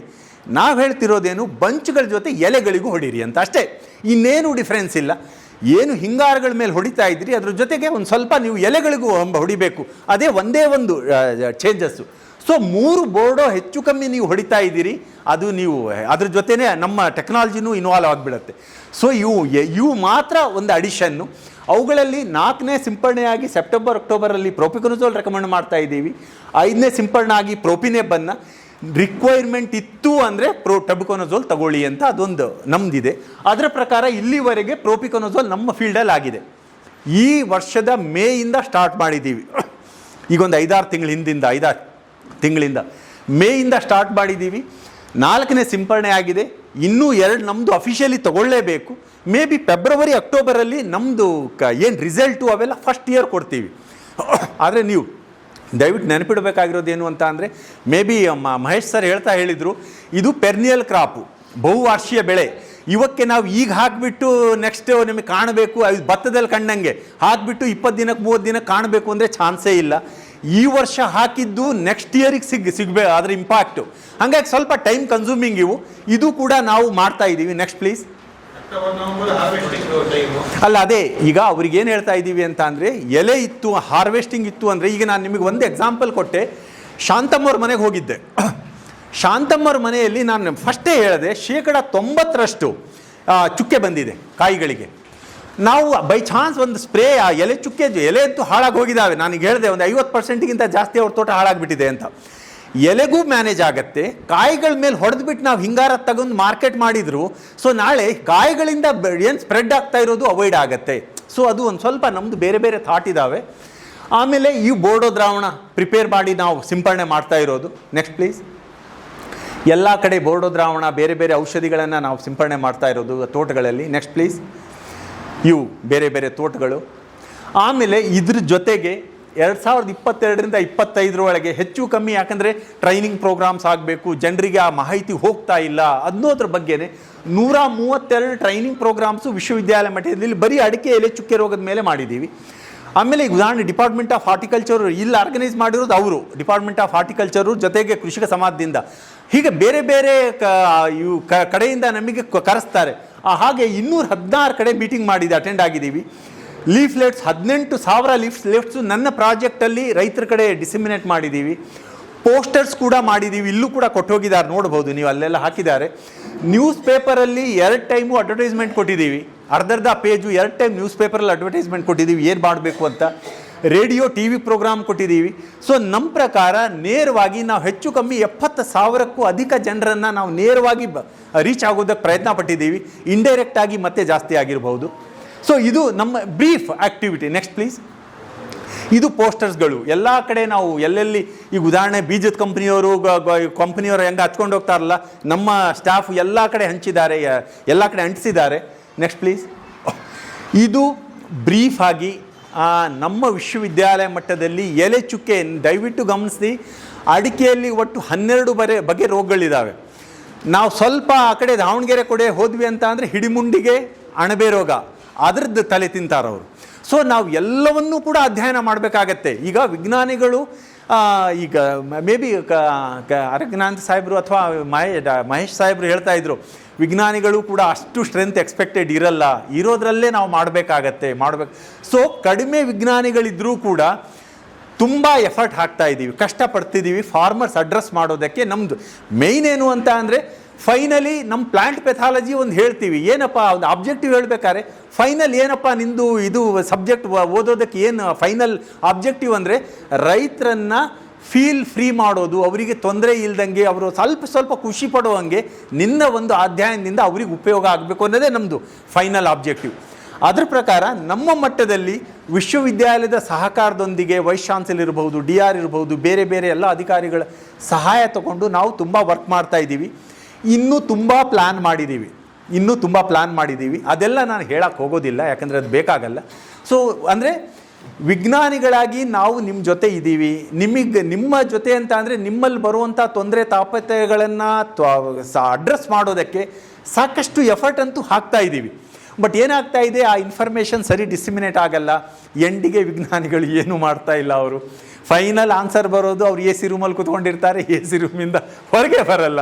ಇದು ಕಾಮನ್ ಆಗಿ ನಮಗೆ ಬರುವಂಥದ್ದು. ಸೊ ತುಂಬ ಅಧ್ಯಯನಗಳಾಗ್ತಾ ಇದೆ. ನಮ್ಮ ಪ್ರಕಾರ ನಾವೀಗೇನು ಮ್ಯಾನೇಜ್ಮೆಂಟ್ ಪ್ರೋಟೋಕಾಲ್ ಹಾಕ್ಕೊಂಡು ಮಾಡ್ತಾ ಇದ್ದೀವಿ ಅದ್ರ ಪ್ರಕಾರ ನನಗೆ ತುಂಬ ಕಾನ್ಫಿಡೆನ್ಸ್ ಇದೆ ಈ ಪ್ರಾಬ್ಲಮ್ಮನ್ನು ನಾವು 100% ಮಿಟಿಗೇಟ್ ಮಾಡ್ಬೋದು. ಅಂದರೆ 100% ಅಂದರೆ ಫುಲ್ ತೆಗೆದಾಕ್ಬಿಡ್ತೀವಿ ಅಂತ ಏನಲ್ಲ, ಅಟ್ಲೀಸ್ಟ್ 70 to 80% ಇದನ್ನು ನಾವು ಮಿನಿಮೈಸ್ ಮಾಡ್ಬೋದು ಅನ್ನೋದು. ಆದರೆ ಮುಖ್ಯವಾಗಿ ಏನಪ್ಪ ಅಂತ ಅಂದರೆ ರೈತರ ಕೋಆಪರೇಷನ್ ಬೇಕು. ಪ್ರಾಬ್ಲಮ್ ನಮಗೆ ಎಲ್ಲಿ ಮೇಜರ್ ಪ್ರಾಬ್ಲಮ್ ಫೇಸ್ ಮಾಡ್ತಿದ್ದೀವಿ ಅಂತ ಅಂದರೆ, ಈಗ ಉದಾಹರಣೆ ನಮ್ಮಲ್ಲಿ ಈಗ ಎಷ್ಟೋ ಜನ ರೈತರು ಬಂದಿದ್ದೀರಿ, ನೀವು ಇಲ್ಲಿ ಏನೋ ನಾವು ಹೇಳಿದ್ದು ಕೇಳ್ಕೊಂಡು ಹೋಗಿರ್ತೀವಿ, ನೀವು ಅಡಾಪ್ಟ್ ಮಾಡ್ಕೋತೀರಿ ನಿಮ್ಮ ತೋಟದಲ್ಲಿ, ನಿಮ್ಮ ಪಕ್ಕದಲ್ಲಿರೋರು ಒಪ್ಪಲ್ಲ, ಅದನ್ನು ಯಾವನು ಮಾಡ್ತಾನೆ, ಅದನ್ನು ಯಾವನು ಅವ್ರು ಎಲ್ಲಿ ಹೇಳಿರೋದು ಚೆನ್ನಾಗಾಗಿದೆ.